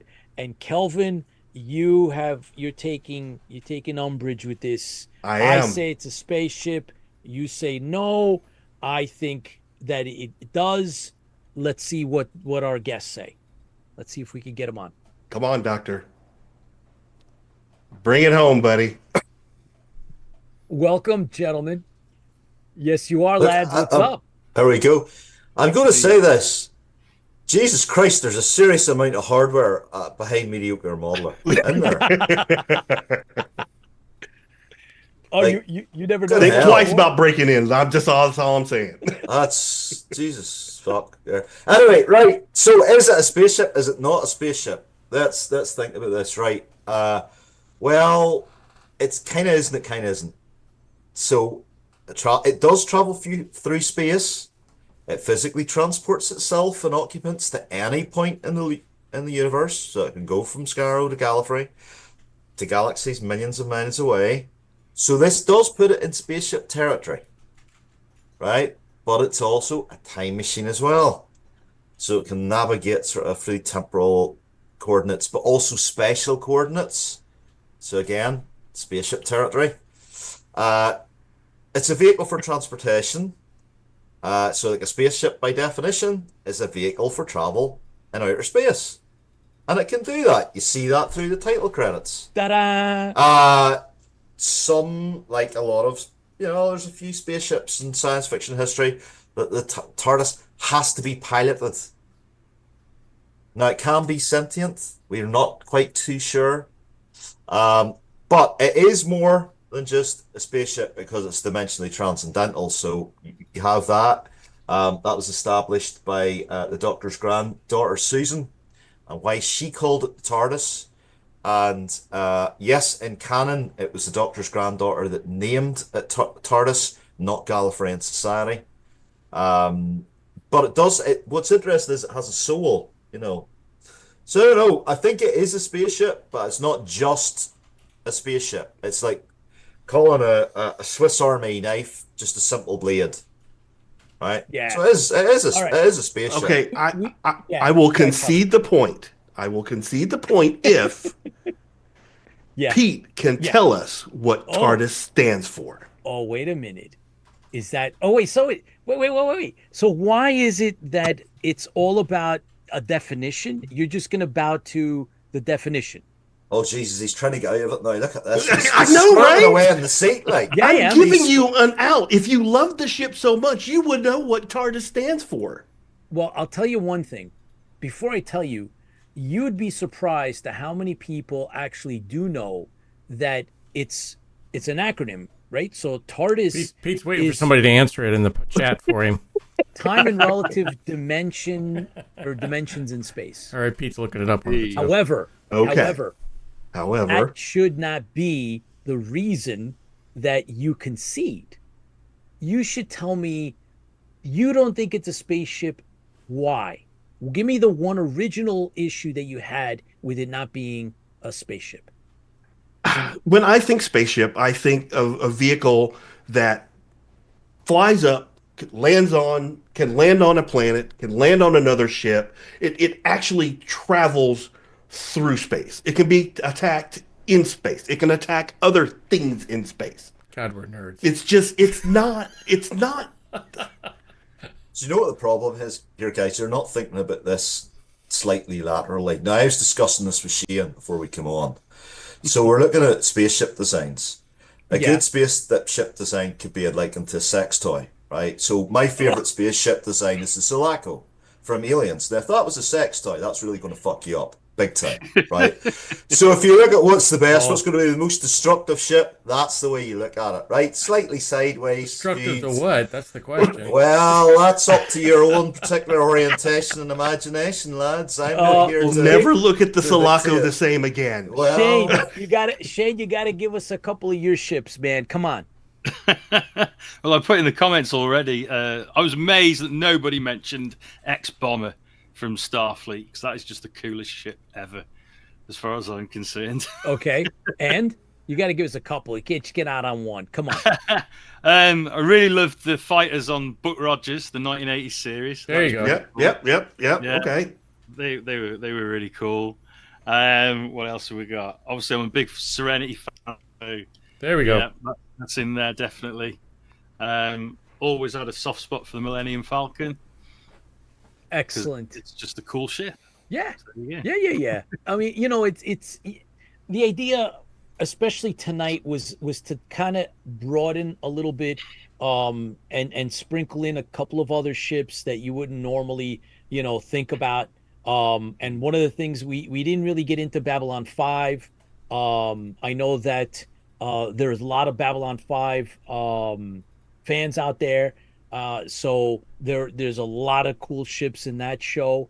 However, what about Transformers Unicron? Astro Train was a it was a train, but it was also a space train. Space shuttle, yeah. Yeah, it was a space shuttle. It was a bollocks to try and make from the person like in the 80s. I broke mine. I had mine at Christmas, and I was trying to change it, and it fucked up in my hands. It was just gone. It was broke. It was broke. But you had like Unicron, you had Astro Train. I'm sure you had more. The Ark. The Ark. Yeah, the Ark was the original one, wasn't it? Yeah, yeah. And they never. I'll tell you, Lex is a good one. George Zuvalos, Captain Martin's on with us. Thank you for dropping in, George. Appreciate it. Thank you so much for supporting and keeping up with us. That's so cool. And we've gotten a lot of cool feedback. A lot of Colin, thanks for dropping in. Thanks for putting up ships.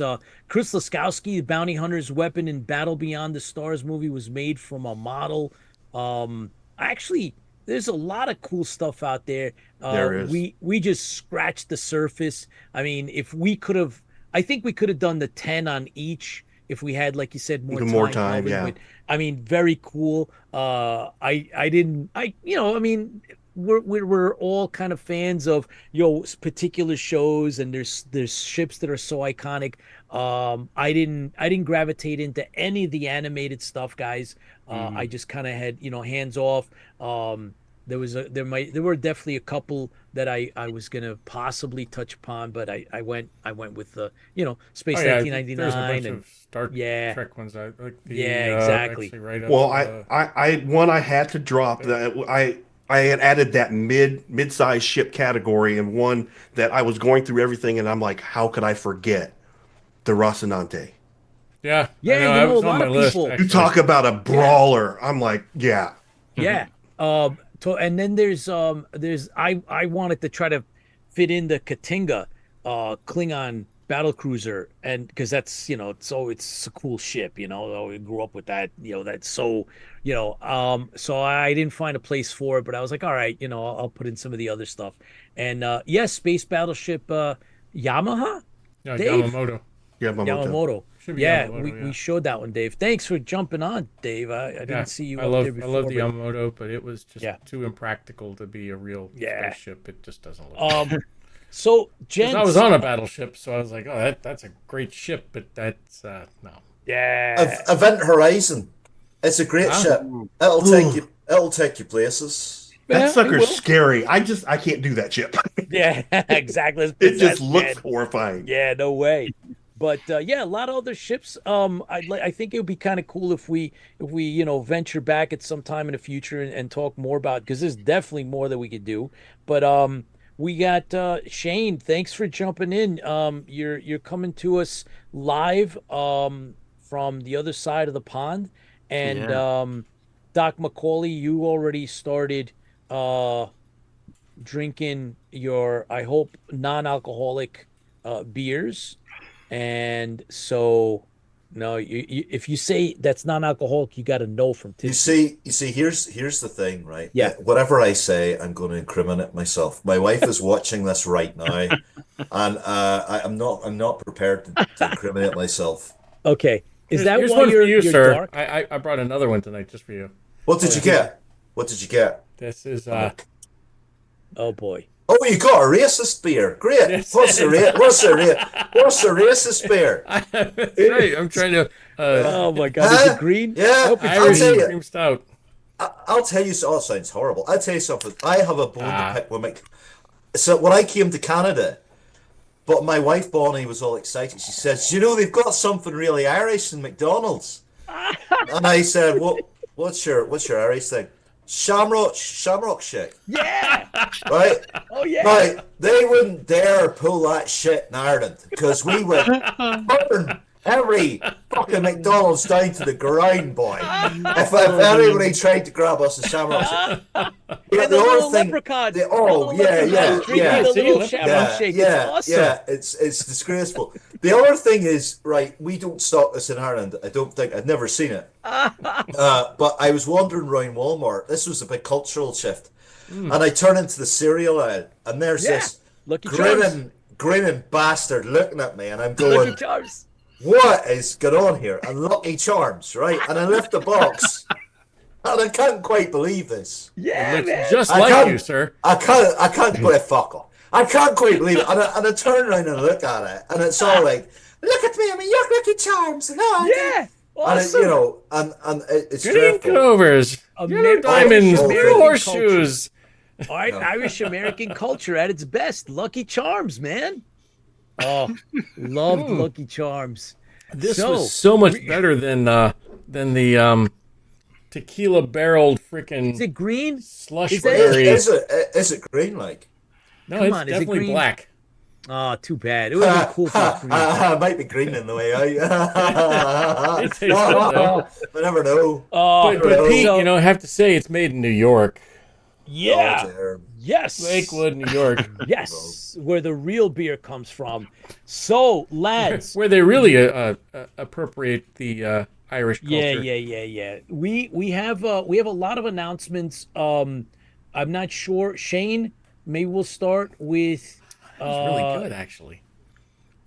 Is it? Yeah. But anyway, so Shane, you Hey. have a Kickstarter up. Let's jump right into what you're up to. Bring us up to speed. We want to try to support and help and let us know like what's the state of affairs with comic books and publishing, and what are the titles that are that you're representing. Give us the background. Cool. Thanks, Pete. So yeah, we've got Dark Legacies #3 on Kickstarter at the moment. That's of course with Claudia Christian and a load of other Babylon 5 people. including Bruce Boxleitner, Patricia Tallman, Peter Jurassic, and now also Bill Mumy as well. Woo! Wow. Yeah, and I think tonight we are unveiling some artwork from Cy Chinook featuring Bill as well, which is, I don't know if Tipsy's got it there. I have it. Hang on. He's right nearly there. It is. Yay! There you go. Absolutely gorgeous piece of artwork from Cy Chinook. Yeah, that's cool. Very cool. Yeah, I like it really because it looks like a Cylon stuff that's going into his head, so we're good. Well, you're not far off, actually. I mean, this character is, I guess you would have to call him a antagonist at the very least. He's quite an interesting, multi-layered character that has been created by Chris and Bill. And yeah, I can't wait for people to be introduced to him. He's not what you're going to expect. He's a very different sort of character, actually. He's let's face it, he's not Lemire. I was talking to Bill today, and he loved the artwork. He was really enamored by it. Cy's an incredible artist, and we're very lucky to have him on several of our comic books in Scratch. But how I described him to Bill was he's a bad bastard. Yeah. And he's the worst. He's actually the worst. So if you can think of an evil technological Ogliarch, but he's clever enough. I'm not getting into politics. I promised myself I would not get into politics tonight. But he's clever enough that he portrays himself in a completely different light to the world around him. Mm. So, but of course, every good villain doesn't believe that they're a villain. Of course. Right.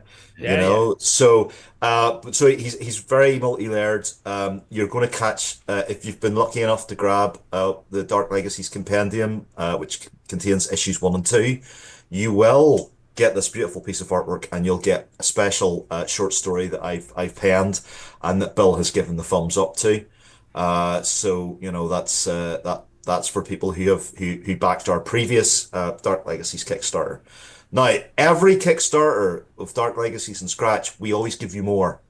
There's a little bit more in there. There's always a little bonus, stuff that you're not expecting. We like to give a little bit extra. Oh, that image that you've got there, Tipsy, I don't know if everyone can see it.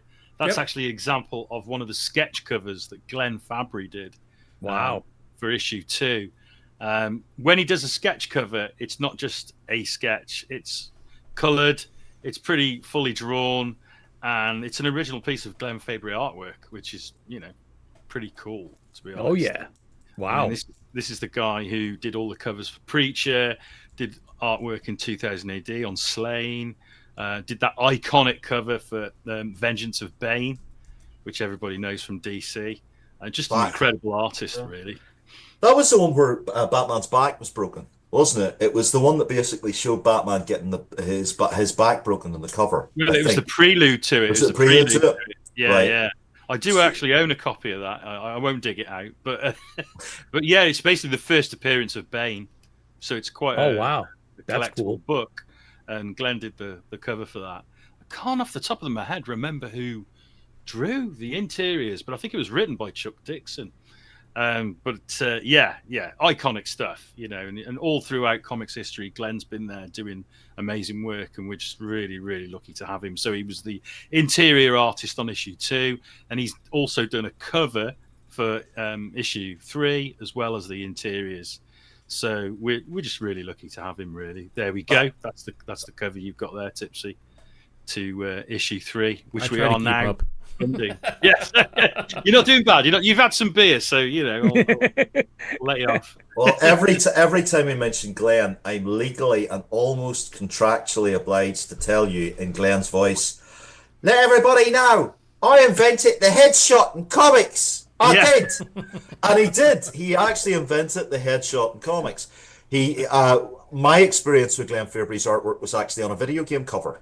So Glenn did the Incredible Hulk video game for Marvel with the Sega Genesis and Super Nintendo, and it was everywhere at the time. It was in every comic book you can imagine, and every sort of video. So that was he invented the headshot. He actually started that in 2000 AD with Slaying.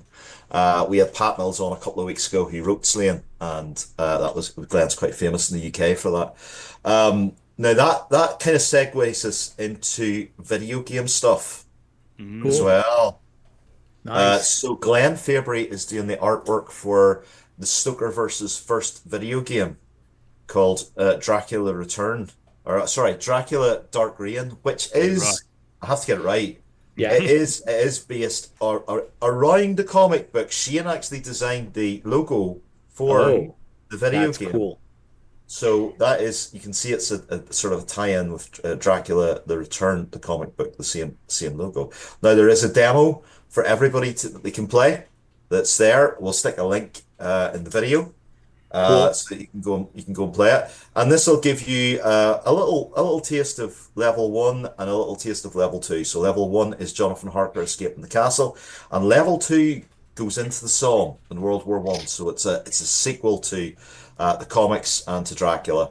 It's starting to get reviewed now, and it's getting very high reviews. So I'm very proud of this. Cool. Very cool. It's a cool game. It's a very cool game, man.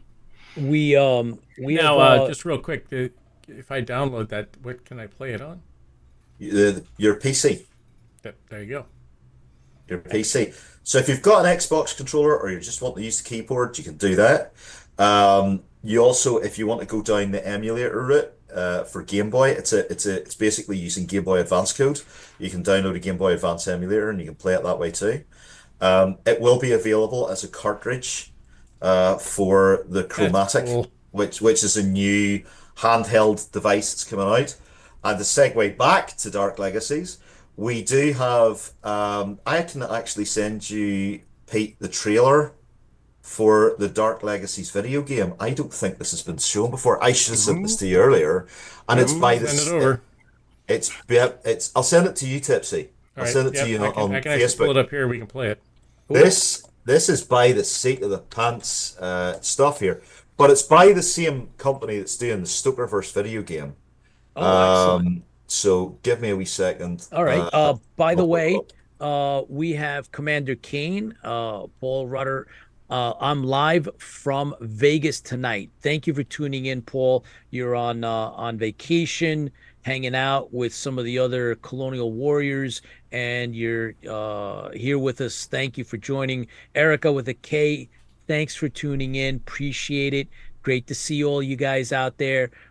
We've had some really, really good numbers. And so thank you all for tuning in. Pete, did you send me the thing for the announcement tonight on the Yes, code? it's number 4 on the deck that you had that you're going through with there it is. yep, Okay, you I've got got it.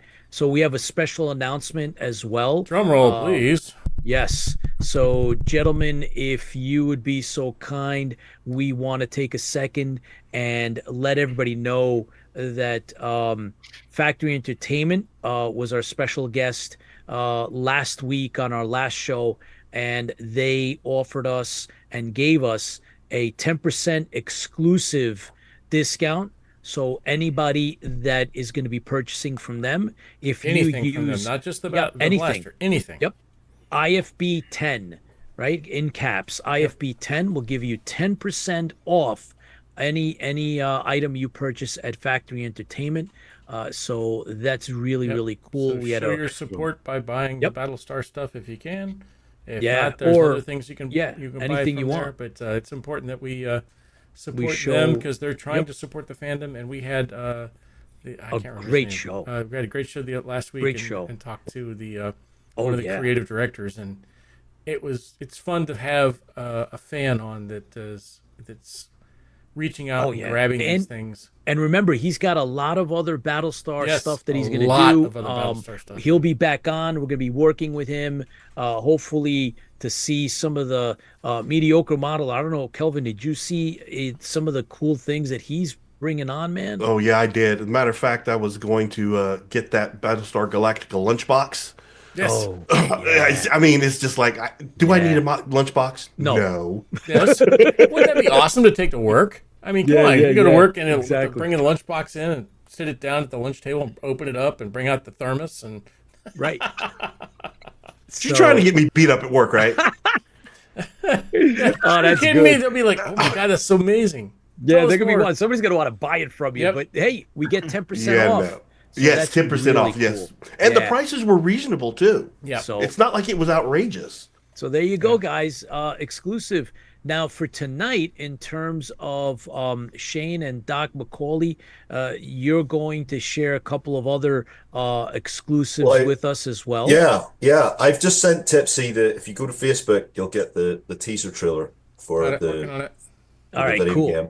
In the meantime, we've been discussing back and forth some of the other things. Shane, tell us about the Kickstarter, please. Sure. Yeah. So it's live now. We've got about just over 2 weeks left on it. We are also ready to. Well, we already have revealed, but we want to share with your viewers the fact that there is also a Doctor Who connection to this campaign. Chris, do you want to tell the guys a little bit more about that? Oh yeah, this is great. So in classic Doctor Who, the Sixth Yeah. Doctor's companion, Yeah. Perry Brown, the lady who plays her is Nicola Bryant, and she's one of Claudia's best friends. And yeah, so this is kind of the reveal that she's going to be in issue 3 of Dark Legacies, and she plays a very special character, and we're going to have a very special cover that people will not want to miss.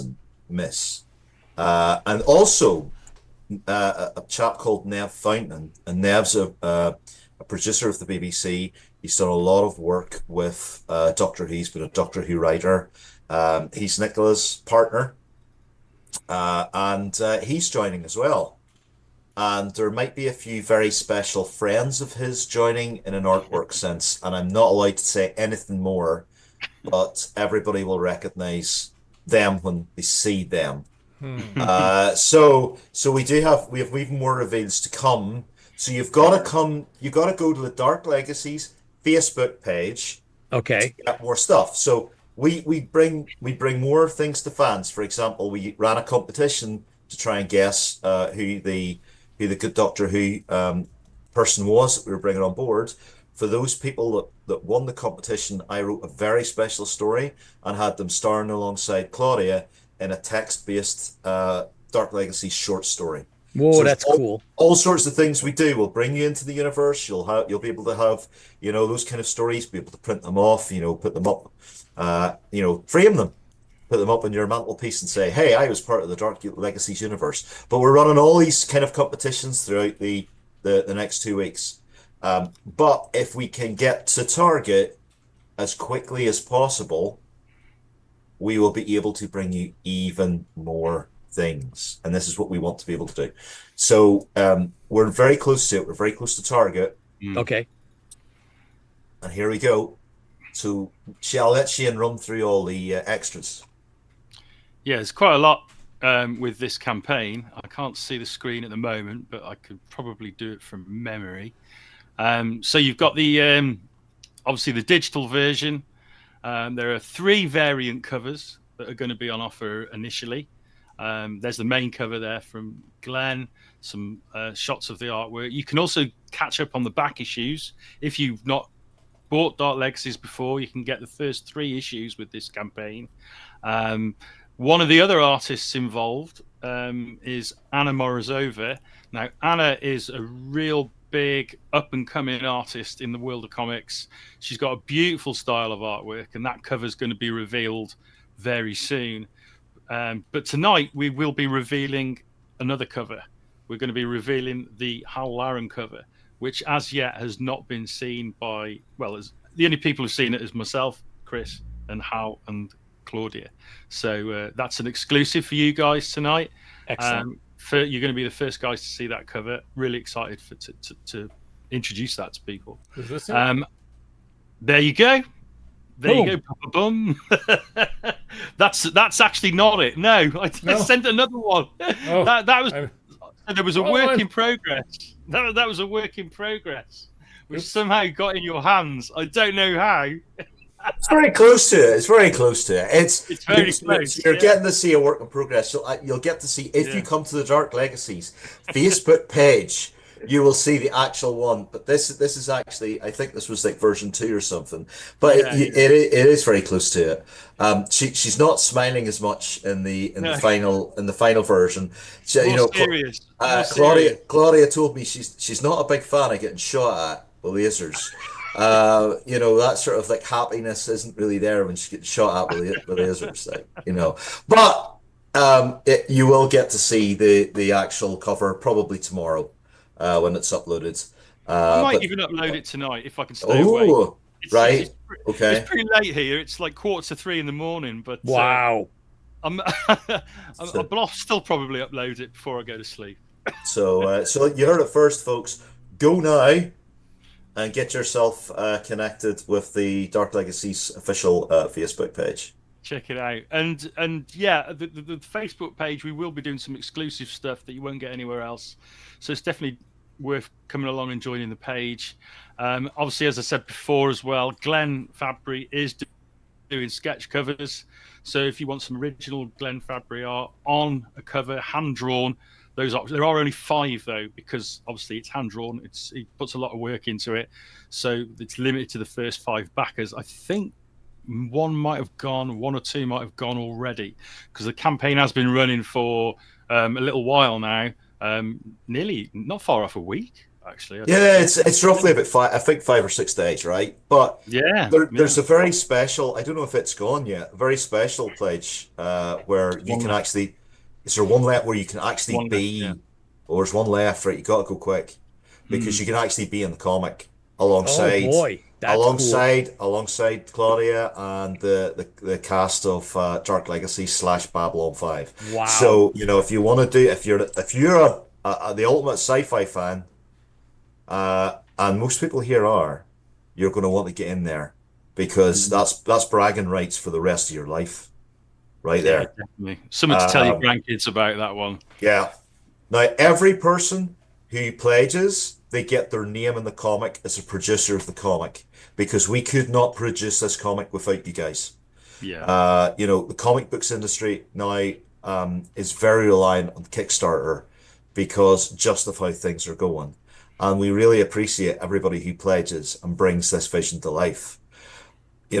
My whole thing here was, at the very start, I wanted to bring the entire Babylon 5 cast back, like even bringing Walter Koenig back, all of that stuff. We've done that and more. We've brought like Doctor Who stars. We've brought some Star Trek stars. There's going to be more in next issue, which I can't talk about. But the next issue will be coming out during this time period. For in the next 12 months as well. We're going to have 3 and 4 come out in very quick succession. So you will not have to wait long to get to the end of this arc. And I can promise you, the next issue is going to have another big sci-fi name, right? I'm not allowed to talk about it. Not allowed to talk about that. Not allowed to talk about it. Not allowed to talk about it. But for this issue, this is a great opportunity for you to jump in and get yourself illustrated, and get in here in Dark Legacies and science fiction history, folks.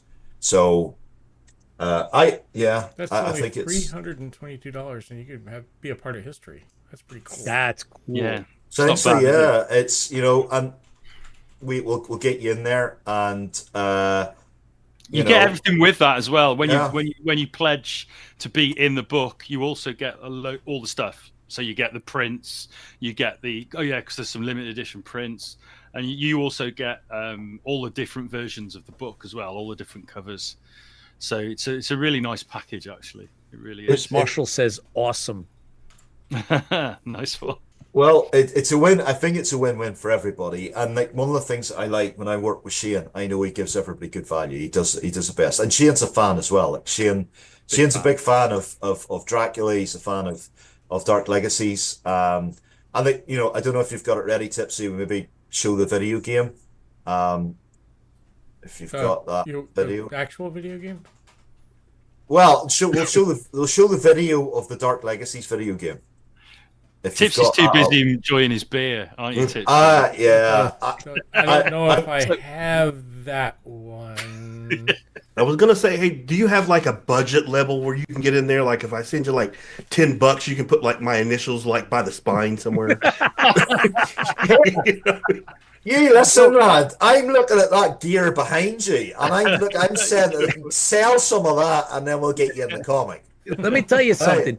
But The you one get your thing- name in there if you do the digital. So, you know. Well, Yeah, okay. you do digital. Okay. You know, Do digital. what's missing on that wall is the Cylon sword, and there's two. And the blaster, two and swords. the pistol, and the rifle, and No, it's no, just no, no. anti-Cylon. I see I how it can is. safely tell Two you swords. the Cylon sword will never be on that wall. What? Wow. Oh, But you got to make a Cylon Hold on dagger. there. Hold on, where's the sonic screwdriver? I don't see a sonic screwdriver. I did. there. Oh, I do have a. There is a sonic Is there? screwdriver. I'm squinting. I can't see it. I'm squinting. Oh, but yeah. that's probably, The sonic screwdriver is in the other room with Right. the model of the TARDIS, all right. as okay. it should be. There you David go. Tennant. There you go. Which version of the Sonic is it? It's David Tennant's. All right. Okay. The Good Great doctor. Pretend- Good doctor. The Great Pretender. Yeah. Okay. The- Fair yeah. enough. Yeah. Grand. Listen, okay. the sixth doctor is the one with the colorful jacket. That's Yes. how I know who he is, because he's not my doctor, right? Tom Baker's my doctor. So Tom Baker was a great doctor. Tom Baker, that's my Doctor Who, Tom Baker's a period, great doctor. end of story. And You I can think, talk as you know- much you want about his scarf, I don't care. I do like New Who, but it's not as good as Classic Who. And Classic Who is good because it had the balls to be dark. It had a lot of the science, like especially the Tom Baker stuff. There was a lot of the satanic stuff and things that came in there with the Hammer horror era with Philip Hinchcliffe, who's a producer, and it was really powerful and dark and scary. And so I have particular work coming out in Doctor Who this year, which is not it's not for the kids. Is that I'm gonna ready, be- by the way, for the video. Oh, go for the video. Let's go for the video. Let's do the video. This is right, I hope. It's not Yeah. quick. There's Bruce. That's Speeder. It's cool. That's Claudia, right? Yeah. Yep. The Cylon. Oh, No, wrong game. Cool. That's cool.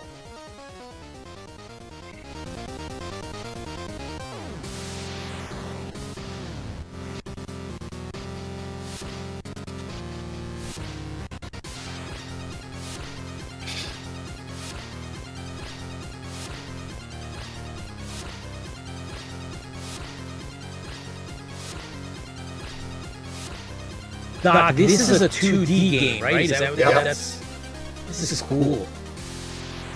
Yeah, Great boss. nice. So essentially, there's a new game console called Chromatic, and this is what this is designed for. The guy who created the Oculus Rift, this is his console. So this is going to be an exclusive with him. We're Wow. talking to him. Tetris, he has an exclusive deal with the guy who created Tetris, and he's got the brand new Tetris version that came out with Chromatic whenever it appeared. But it's getting fantastic reviews. These are the same guys that did the Stokerverse video game, and there's maybe another Scratch Comics game that might come out with it next year. We'll see. We'll have to can we talk get about it. this? Oh, Oh, hey, Jesus. we gonna get that as an action figure? That talking about like sex toys. Could you imagine that? Right. I mean, you know, That's not the only one. There's another one out there too. There's a Dark Legacies action figure review There's too, man. there's a Dark Legacy. There it is. And I'm probably going to get sued by the G Robbery estate for that one. But that's, you know, that's. Do you know what's my face? I look very fuck grumpy and both Yeah. on that one. What's It looks like Jack Black. Yeah. That's what it is, Shane. It's Jack Black playing Dr. There you go. There you go. That's it. So that's the Dark Legacy video game. That's going to be out, I think, at the end of this year, and the Stokerverse video game will be out in June. And if we want to switch back to Stokerverse, I think Shane sent Tipsy some images and an email. Yes. So we've got some exclusive stuff. I don't think we've shown before, but we had. These haven't been shown, I don't think, at all, these images. Anyway. Yeah. So we had Clint Langley on the show last Halloween. And Clint, this is all Clint's artwork. We had to actually, for anybody who backed Shadows of the Stokerverse, we had to stop Clint from continuing to do artwork because he kept doing shit. This is it here. Yeah, there we go. We had to stop him from doing stuff. He was like, I'm doing more. I'm putting more in for the blackers. And I was like, you've got to stop this shit. And he's painting this stuff on the walls in his bedroom. So when we had him on, I created this like spider lady type thing, and then he painted it, and then he paints it in the on the wall of his room. Now, for anybody who's delicate with their sensibilities, cover your ears right now. My comment to him was, and this is in the corner of his room. Jesus Christ, that must have been a tough wank. But whenever I think somebody he told me something about the girlfriend not wanting to stay in the room or something at one stage. But to be perfectly honest, and I might actually put the picture in chat when he painted it and it's in the corner of his room. It's amazing, So he's quite obsessed with the Stokerverse stuff at the minute. It's fantastic. It's incredible artwork. Now, the 8 pledges are done, but this is coming to retail, so you will get a chance to pick this up later on in the year. And Clint and I are probably doing something else with Shane as well later on in the year, which is more Lovecraftian. I'll just tell you, it's Sherlock Holmes versus Cthulhu. So there is a series that Claudia and I created called Three Musketeers vs. Cthulhu, which became an award-winning, best-selling RPG series, and it was a comic book as well, and there's a novel in the works for that one. And I decided, well, why don't I take Sherlock Holmes and do horrible, terrible things to him as well? Oh boy, it is, man. I mean, I read the first one, and what he does to Sherlock Holmes in this, it's pretty hard going, man. It really is. This is a dark book. This is not a comedy. This is not tongue-in-cheek. This is dark stuff.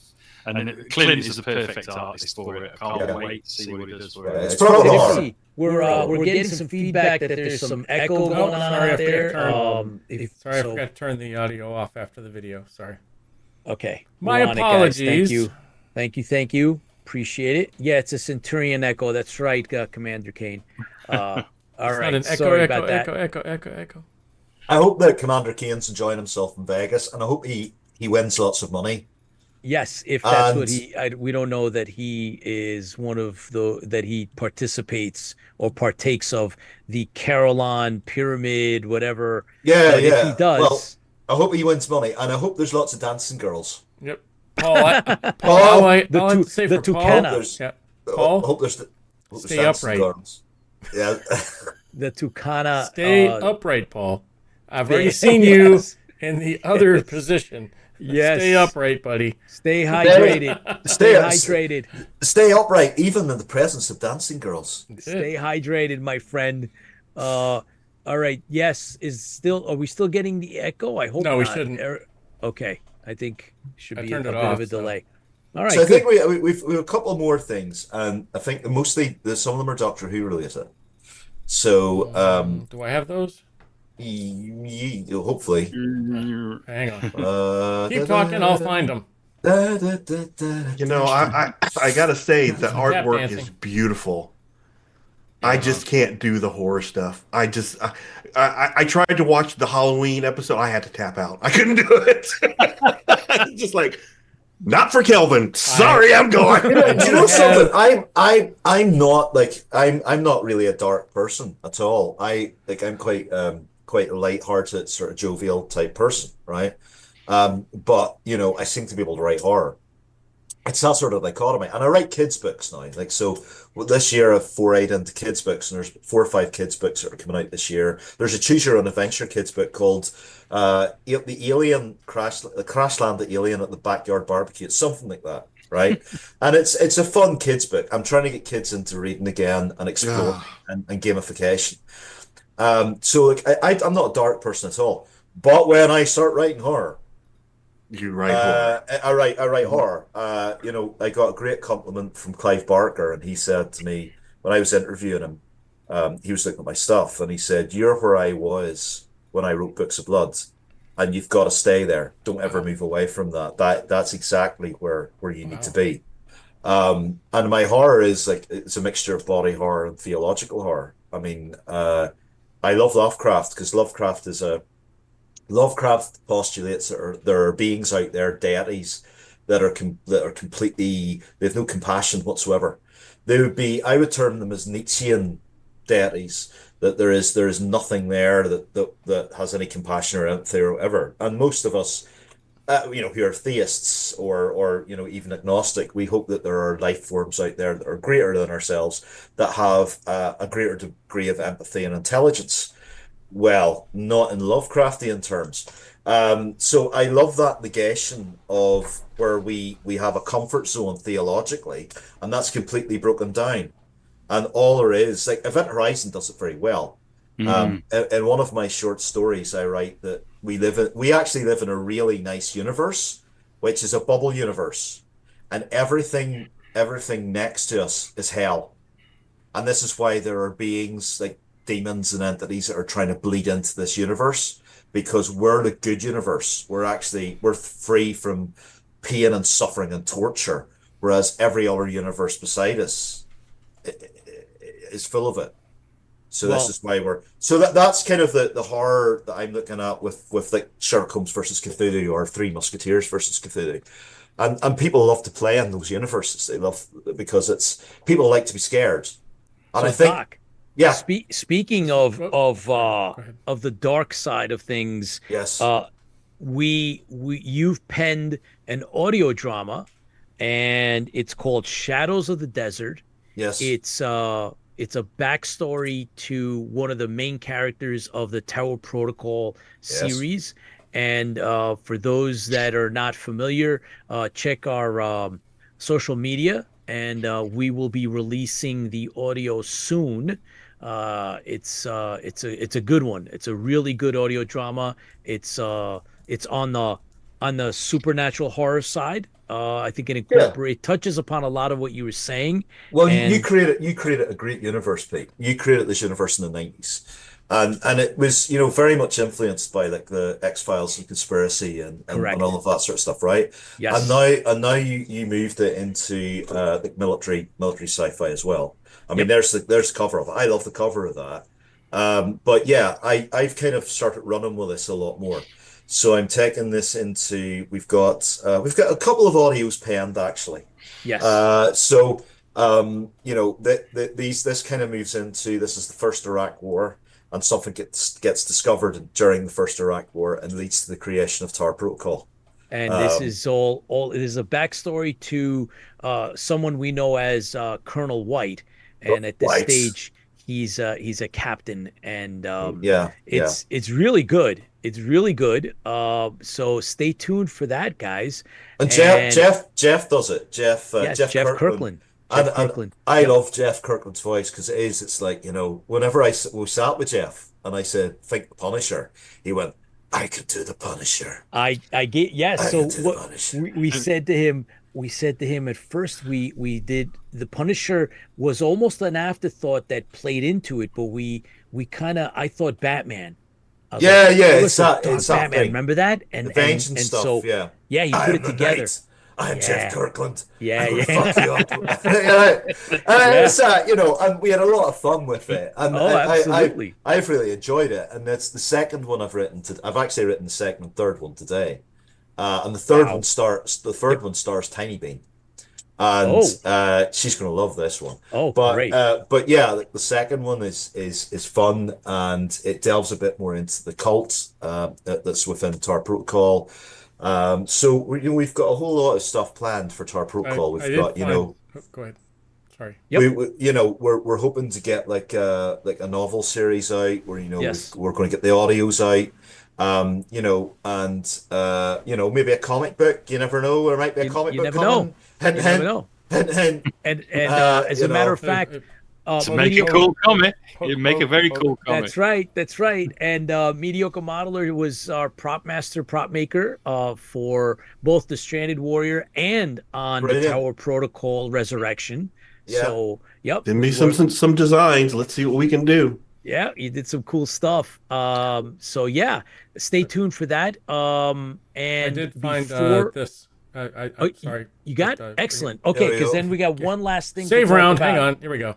Cool. There we go. So I am in. I'm a staff writer for the Doctor Who Appreciation Society, which is the official Doctor Who fan club. It's been going since 1976. They have this fantastic magazine called Celestial Toy Room. I am in this issue, and I just love this. I just love this cover. So look, we're concentrating on Shooty's Doctor at the minute. So yeah, if you can pick that up. That is a free download at the Doctor Who Appreciation Society. There is no cost to this. This is a quality 70-page. It's a 70-page book. So I'm in this one, and reliably I'm informed that I am in the following one. One of my friends, who's a Doctor Who actor, Simon Fisher Becker, he was Dorian Moldavar. He was the blue guy. He passed away recently. Simon and I worked together on a Doctor Who spin-off called Probe, a video spin-off. That was the last project that Simon did. So I was very grateful for that. Simon and I were actually working on a book that was the origins of Dorian Moldavar, and that book will never come out. I don't want to finish it without Simon. No. But on Simon's official Facebook page, as a tribute, I truncated down what we did into a short story. So, if you're a fan of Matt Smith's Doctor, if you're a fan of Doctor Who, if you're a fan of Dorian Moldavar, go and have a look, because it features Davros as well. Cool. And that did have some input from Terry Malloy, who played Davros in the Big Finish dramas and classic Doctor Who era. So we do have that. There's going to be in the next issue. There's going to be a tribute to Simon Fisher Becker. He was also in Harry Potter. He was the Fat Friar in Harry Potter, and he's been in a lot of things. He was very much involved in pop culture, and as a tribute, Warner Brothers put his Fat Friar outfit on display in the Universal Studios Harry Potter Museum. Cool. So I just wanted to mention that. And then there's one more Doctor Who thing, Tipsy, if you've got it there, which is the Doctor Who Annual 2025 from the Doctor Who Appreciation Society. I think I have that one, but hang on. Okay.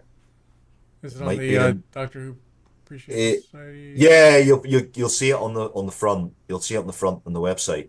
But I think there is an image I sent you on like an email earlier, but don't worry about it if you don't have it. But I Give me a work second, I'll find it. Grant. So for this one, I wrote for the 8th Doctor, Paul McGann's Doctor. I wrote for the and the 9th Doctor and the War Doctor on this one. Cool. So it was Doctor Who Appreciation Society put a lot of time and effort into creating things for fans. Like I say, it's officially recognised by the BBC, and it's got a sister partnership with the official Doctor Who magazine, which I've worked on as well. And yeah, it's great.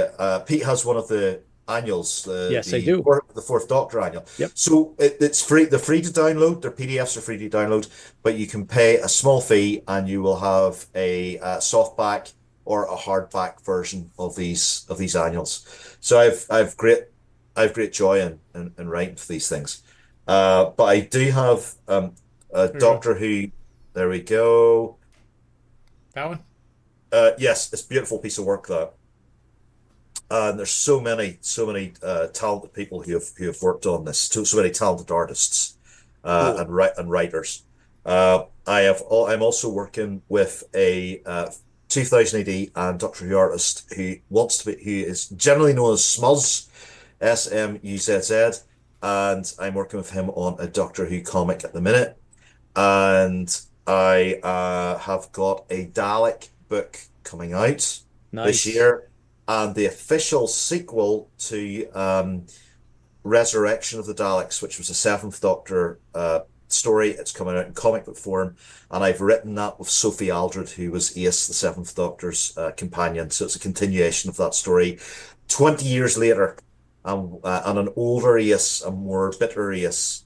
And it actually ties into Doctor Who New Adventures, which was a BBC book imprint that appeared from 1991 to 1999.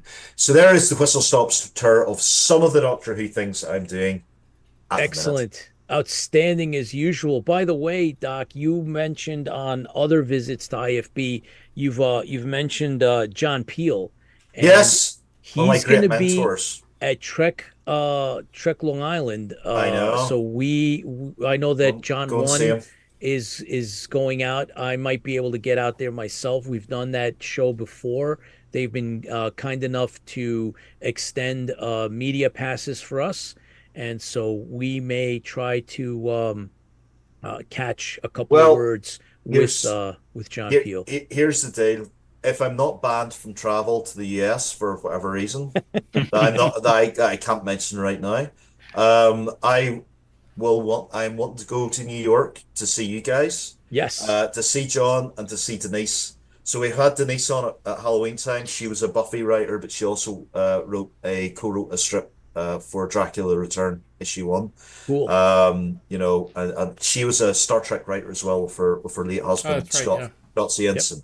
So yeah, I'd love to get over to New York, providing there's no travel ban for political dissidents from Ireland or Canadians, By the way, there's another announcement that you made that I would like to close out our show with, and that is Right. the fact that there is in the works, there's going to be a short documentary Oh uh, yes, about that, me yes, about you. and other people, Um, not just me. it's about you, and it has a lot to do with your accomplishments. You're heading back to your hometown, Yep. and there's some unique recognitions that you've earned, and this stuff's going to be documented and put together in a short video Yes. documentary. And that you announced that, so we wish you the best Thank of you. luck with Thank that. you very much. I've been requested not to swear during it. That would be So nice if you don't. so it was So I it's not actually a true documentary. it's a doctor documentary. So no, we're going to my old university. I'm getting a library. One of my old schools is naming a library after me. There's things like that. I'm going to my primary school, all these kind of things. So I've been basically, somebody said to me, please do not say fuck or bugger. So I've So you promised can not say to the say C either word. of those things. Well, no, Jesus, no, I can't. No. You see, that's actually a word that would get me welcomed in Australia, but banned through most of the rest of the world, wouldn't it? Let's You ask know, Baz on that one. Well, guys, well, that I think is a good way to wrap up this week's IFB. Shane, with the C words. Yeah, of yeah, course. yeah, yeah, Great. yeah. Uh, Fantastic. Shane, Hey, if thank you you don't know so what the C much word for is, staying that's the up. word. Really Welcome, appreciate it. C. Yes. No, it's C is for And cookie. That's the one for hopefully, me. yes, C is for Cookie. right. We hope that we It hope you stands get for over. Cylon. That's right. Nice. It stands for Cylon. So we hope that we get you to that next mark that you need to get to on your Kickstarter, guys. Thanks a lot, Pete. Absolutely. Best of luck with everything, all your endeavors. We want you to come back. And again, it's a sacrifice. The time difference, it's like close to 4 o'clock, if not past. So thank you very much, Wow. Shane, for making the sacrifice. That's cool. Mediocre modeler, Kelvin, it's always fun having you on IFB. We hope that Even though you swore that you're not going to put a Cylon sword up there, you have a problem. yes, that's okay. You have you get I give you the pass. I will give you a little exclusive.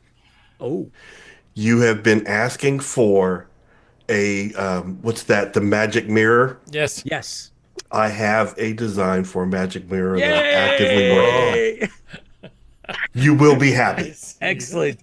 Kelvin, thank you so much. Everyone, please, fans of everything we've discussed, from A to Z, whatever it may be, if you have time, go over to Mediocre Modeler on YouTube and social media, Meta and the like, and follow all the builds that he's doing. You'll learn something. I guarantee it. Guarantee it. Baldassar Bulletin Board, Sean Shallow was on with us. Baldassar Fan Club, all the different groups that Don't forget the have popped Battlestar on. fan Club will be in Texas.